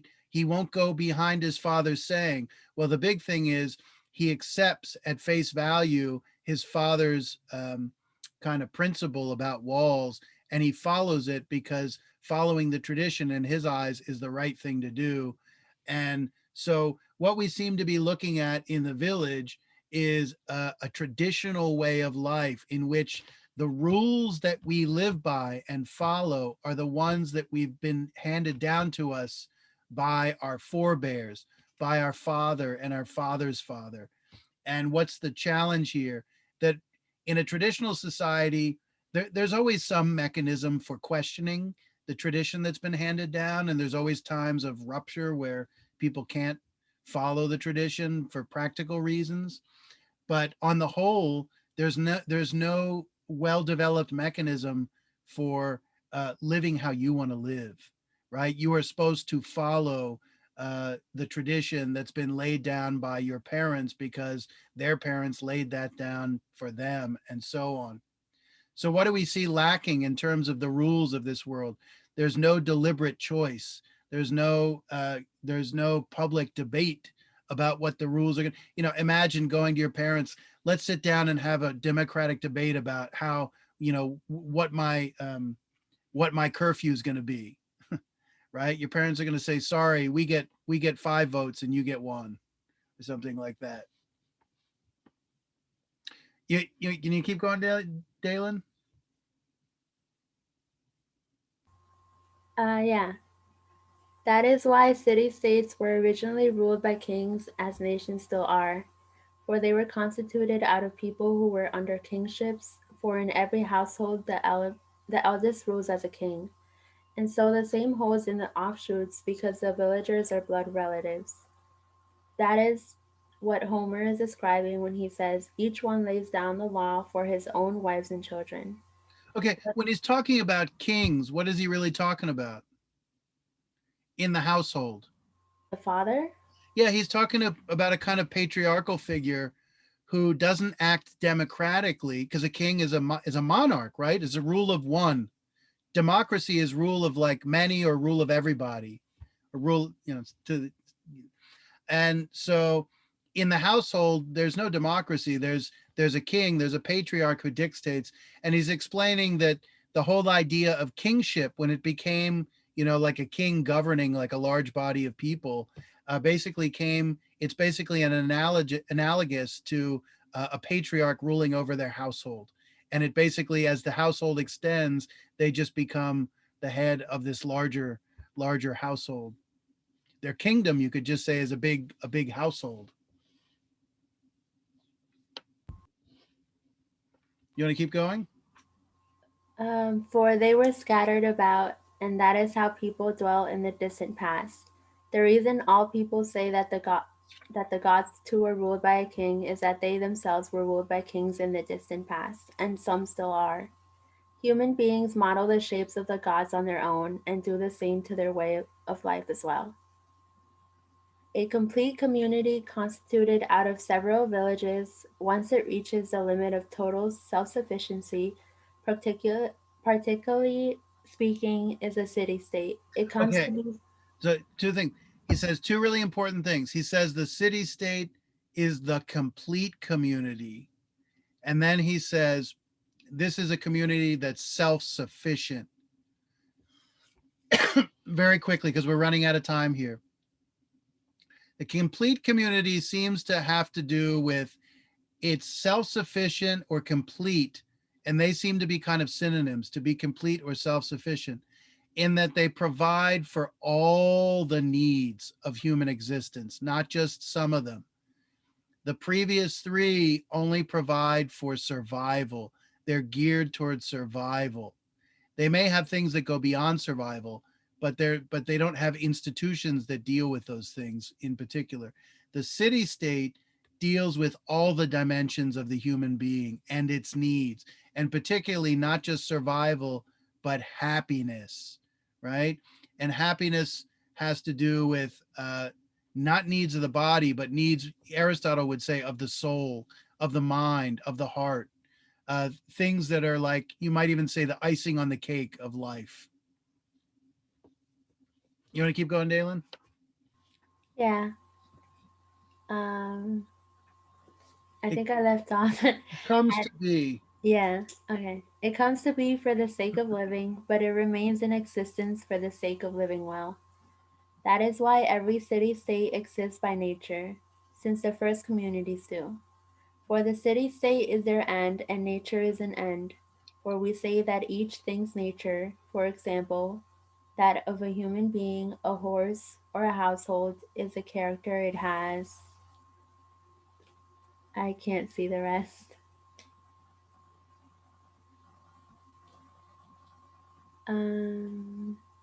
For example, that of a human being, a horse, or a household is the character it has when its coming into being has been completed. Okay. So what's the goal of a life of a human being for Aristotle? Simple goal. To reach that level of happiness, I think. Yeah, happiness. And what's the political community that can satisfy? I just said it. What's the community that can satisfy the human happiness or make it possible? Polis? Yeah, the polis. So Polis. this is why he says it's the complete or self-sufficient community, because it has all the relevant factors in it to cultivate human life, or to develop our own human potentials so that we can achieve happiness. And therefore, the implicit argument is that the other forms of community don't provide all these things. Were you at the bottom here? Yeah, I think it was moreover that for the sake of which something exists, that is to say, its end is best, and self-sufficiency is both end and best. It is evident from these considerations, then, that a city-state is among the things that exist by nature, that a human being is by nature a political animal, and that anyone who is without a city-state, not by luck but by nature, is either a poor specimen or else superhuman. When he talks about any human being or any being that doesn't have a city state is either a poor specimen or superhuman, what is he talking about? An outcast. Yeah, he does talk, and that's a little wrinkle there that makes his argument a little more complicated. But he does say it later on. Well, first of all, a poor specimen could just be a beast, could be an animal. Why do animals not live in city states? Because they don't what? They don't have. They don't want rules, or they don't Not so follow the much they law. don't, not so much they don't want them, but what? They don't follow the law. They don't have any law to follow because they can't even make one up They don't have reason here. because they don't have speech and reason. Right. Now, if you get into some, I don't know, evolutionary biology class where you look really careful at animals' social behavior, They do have moral conduct, and they do actually seem to have some rules, but they don't come together in assemblies and deliberate as lawmakers to make the laws they're going to live by. It's still basically impulse, still instinct for the most part. What's a superhuman being that doesn't live in the city state? A god or something. Yeah, a god. And for Aristotle, he has a kind of like a philosophical definition of a god, which is a being that's independent and self-sufficient, doesn't need other beings, and doesn't need to have laws made for it because it, it's superior. So it's the human being who's in the middle here between gods and beasts that lives in city states. You want Like to keep going, Dalen? Sure. Like the one Homer condemns, he too is clanless, lawless, and homeless. For someone with such a nature is at the same time eager for war, like an isolated piece in a board game. And if he's talking about Homer, who wrote the Iliad and the Odyssey, the great Greek poet, and so he's actually talking about this character Polyphemus, who was like it was a speaking beast, but he was a cyclops who lived in a cave all by himself, and he didn't really have community with other beings like him. He kind of kept to himself in this isolated way, which is not how most human beings can live anyway. It is also clear why a human being is more of a political animal than a bee or any other gregarious animal. Okay, so this is funny. He actually says that bees and other what he calls gregarious animals are actually political, which is rather odd because we think only human beings can be. So let's see, this might help us define what a political animal is. You want to keep going, Dalen? Yeah. Nature makes nothing pointlessly, as we say, and no animal has speech except a human being. A voice is a signifier of what is pleasant or painful, which is why it is also possessed by the other animals. For their nature goes this far, they not only perceive what is pleasant or painful, but signify it to each other. But speech is for making clear what is beneficial or harmful, and hence also what is just or unjust.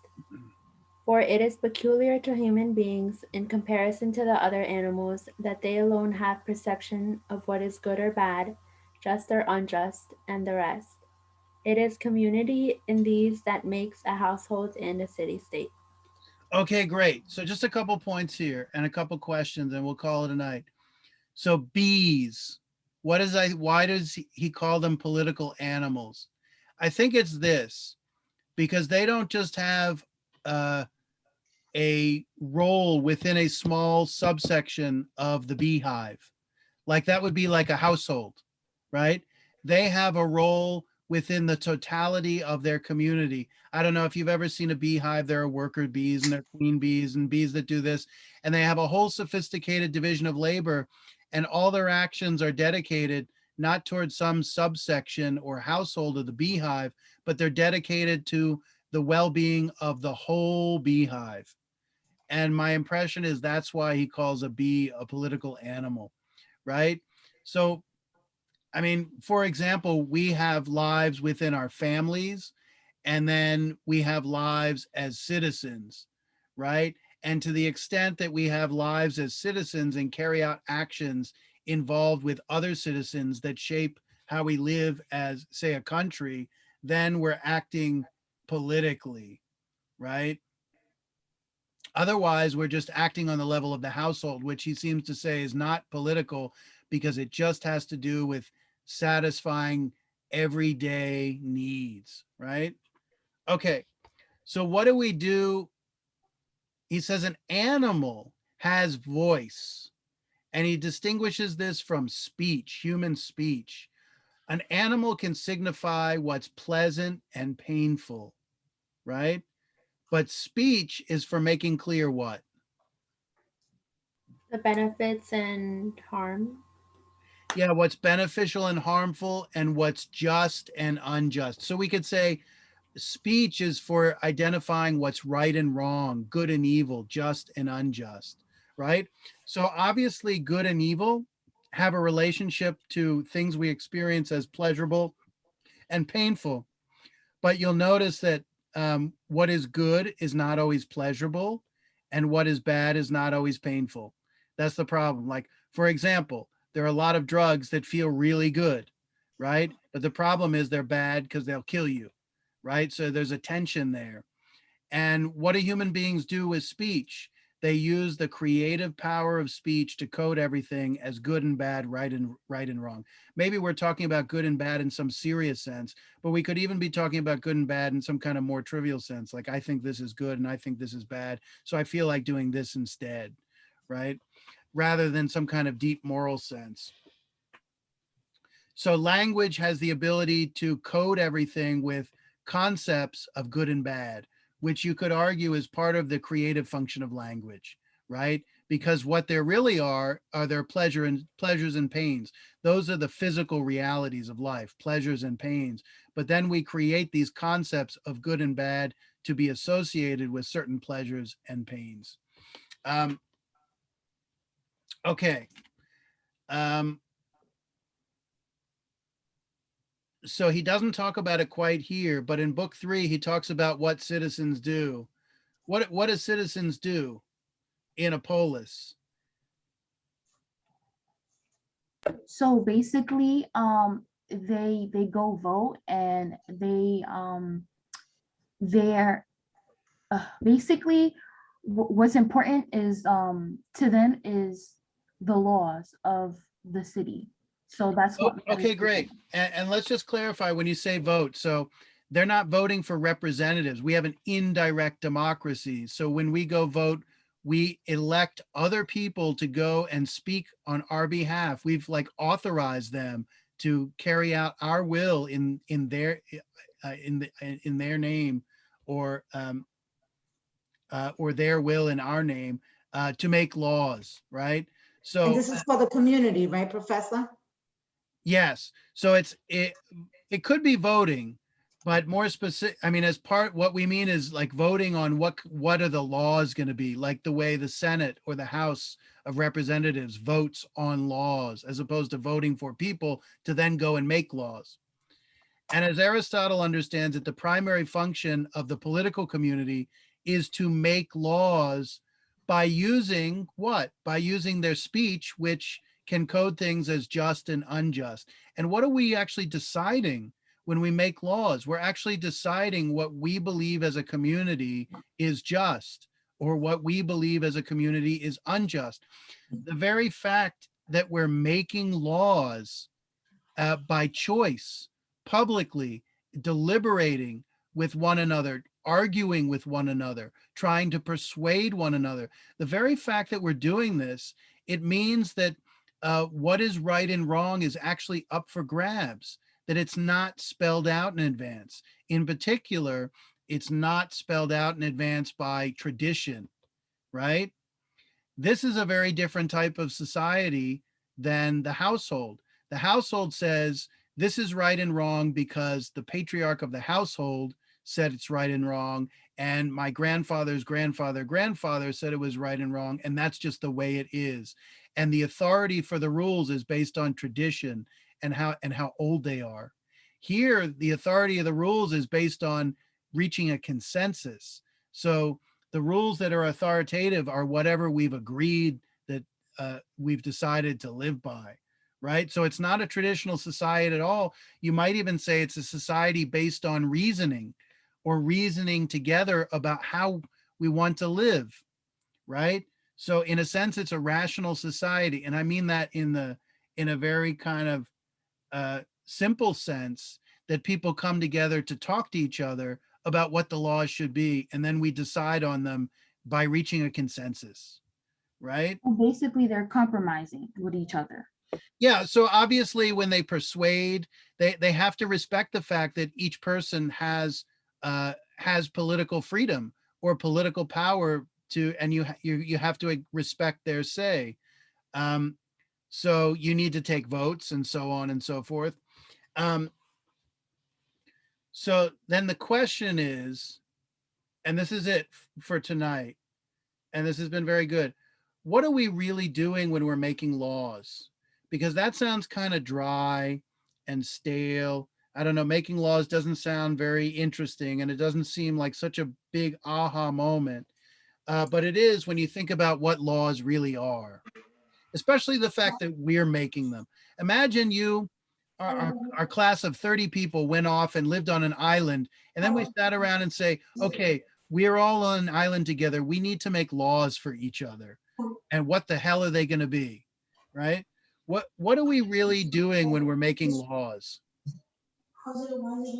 So everyone can have their own sense of respect towards each other, follow, so they won't argue and I guess respect each other and follow. Okay, so this is interesting.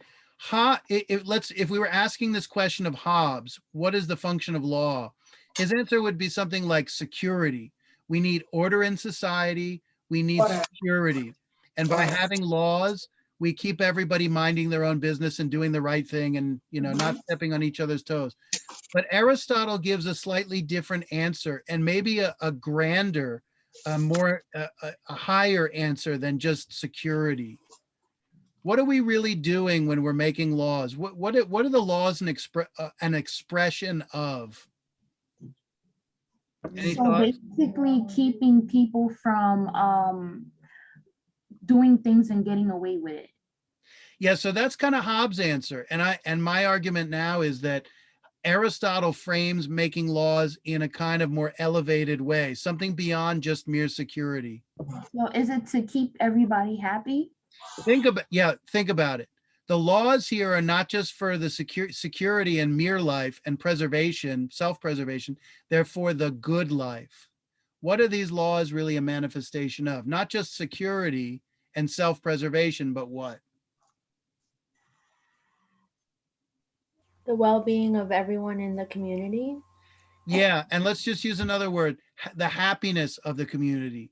The laws are an expression of our opinion about what we think happiness is, under the premise of we're having a debate that the laws could be different. Like, let's say this group of people in our community over here, they actually think this is what happiness is, and that's why they want these laws, right? The group over here thinks this is what happiness is, and that's why they want these laws. But isn't basically what you just said to make sure that everything is in order? No, because I think it goes way beyond that, because, well, it's not just the needs of mere life, but the good life. There's going to be a lot of things that we're going to make laws about that are not necessary from the point of view of mere order. Okay. They're going to be decisions about how we live our lives that I would just argue that go beyond the necessities of everyday life.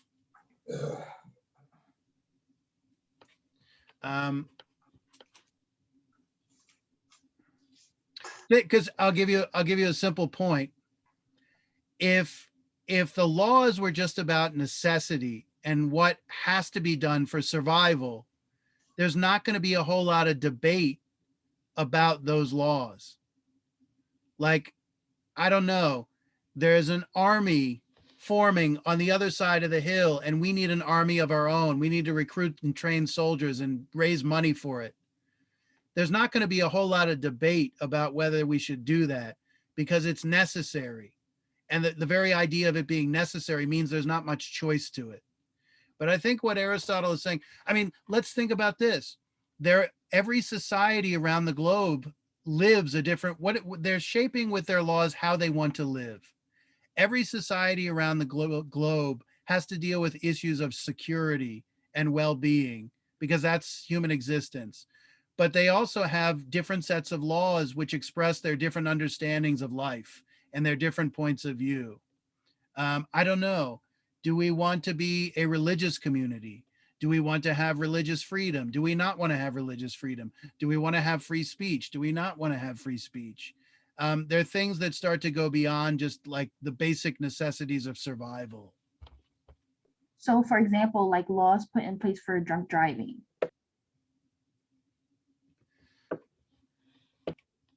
for example, so laws put in place for drunk driving. Yeah, I mean, I think that's probably, I think most people would think that is kind of necessary. But I mean, so Well, the here's reason the why I other say thing. that is What one person sees as necessary, the other person for security, the other person doesn't. I mean, think about, COVID. Like some people are more concerned with the health risk, and some people are more concerned with the liberties they see being taken away, that in their point of view are so dramatic relative to their perception of the health risk, that their concern is for the liberties being taken away and not the safety of the community based on their understanding of the degree of threat of COVID, right?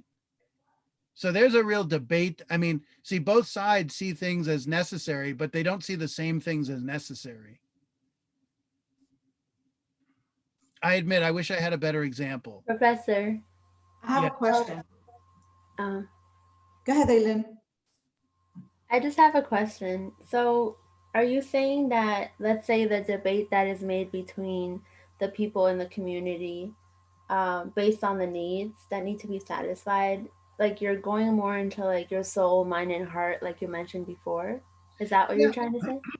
Yeah, I mean, if you start out like the basic needs of life are satisfied by economics, right? Production of food, production of stuff, and exchange. And exchange allows us to, each of us, to get what we need, right? For the Greeks, economics was actually the domain of the household. All the needs of your body and your physical well-being were supposed to be satisfied by the household. And the very word economics comes from the Greek word for house or household, oikos. And so economics, Aristotle talks about it later in chapter 3. He talks about something called household management.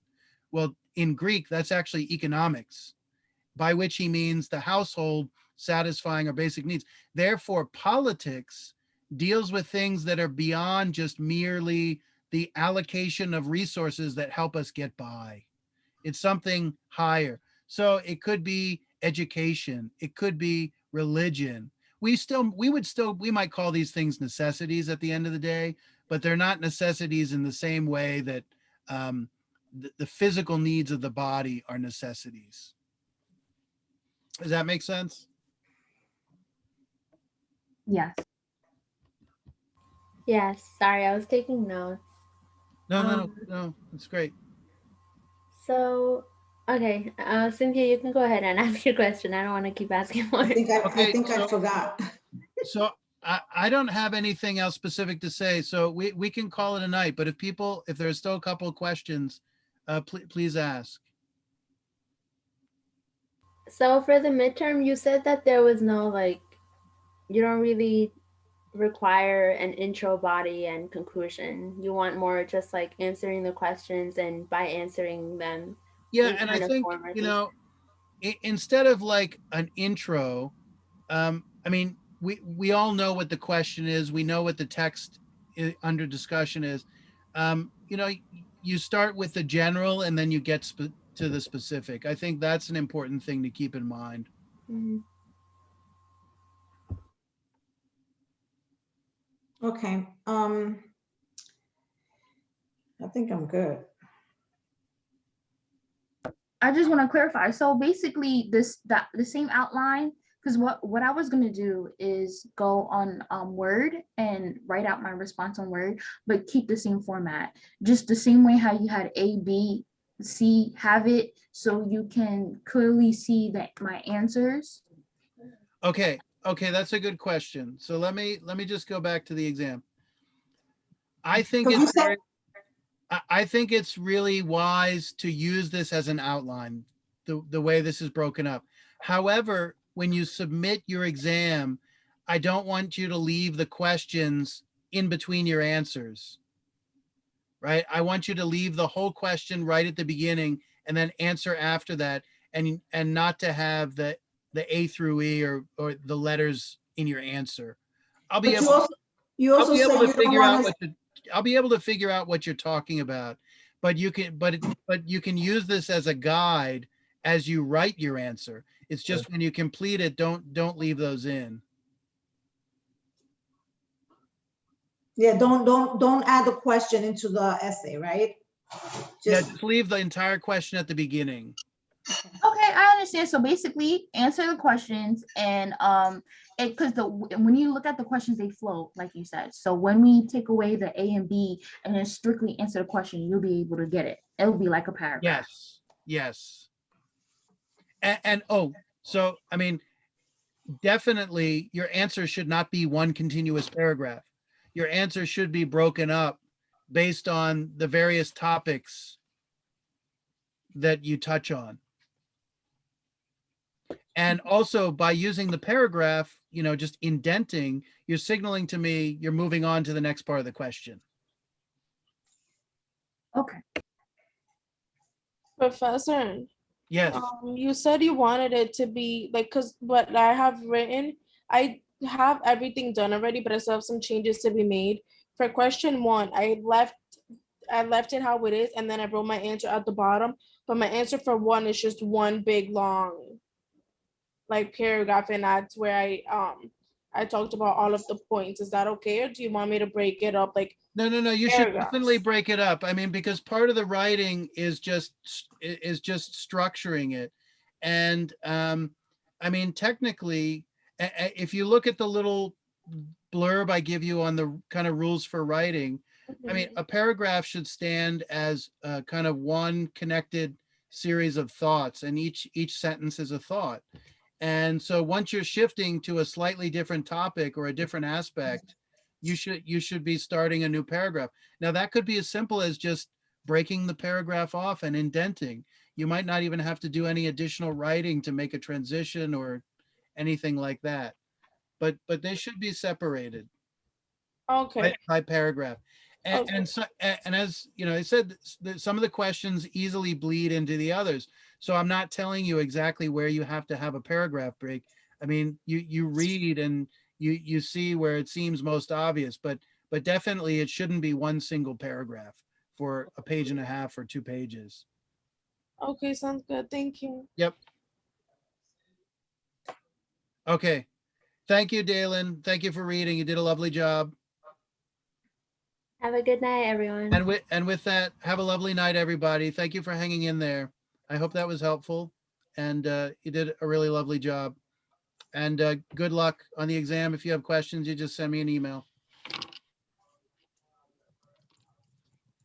Professor, I have a really quick question. Yes, go for it. I just wanted to ask you, because the exam is Saturday, so is it okay if we get started on it now and then Saturday we can submit? That's fine? Absolutely. Okay. Absolutely. Yeah, you don't want to be stuck doing this in one day. Okay. I took off tomorrow just to do this. Did you get my email, Professor? When did you email me? I think it was yesterday regarding a personal matter. No, I haven't. If I checked emails in the morning and I haven't yesterday, and I haven't looked at them since. Okay. You want me to write back? Yeah, just okay. It's just a just in case. Okay. All right, will do. Okay.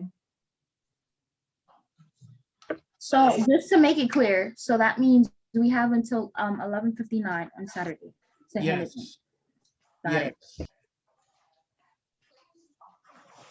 Thank you, Jonas. Okay. Bye, Professor. Thank you. Good night. Have a lovely Next night. Wednesday, right? Pardon? Next week, Wednesday, right? Correct. Okay. Correct. Wait, Professor, one more question. Hold on. I'm just trying to make sure because I'm not trying to lose any points on my exam. So you see how you have the first question and second question? Can we still identify the questions by putting the title of the book? All right, so you can see what I'm doing. Imagine this, like on the final paper, you just say, here's my essay. right here. So you just leave all this in, right? Mhm. And then you have your essay here, a page and a half of essay. And then here's the next question. And then you have, you know, my essay below it.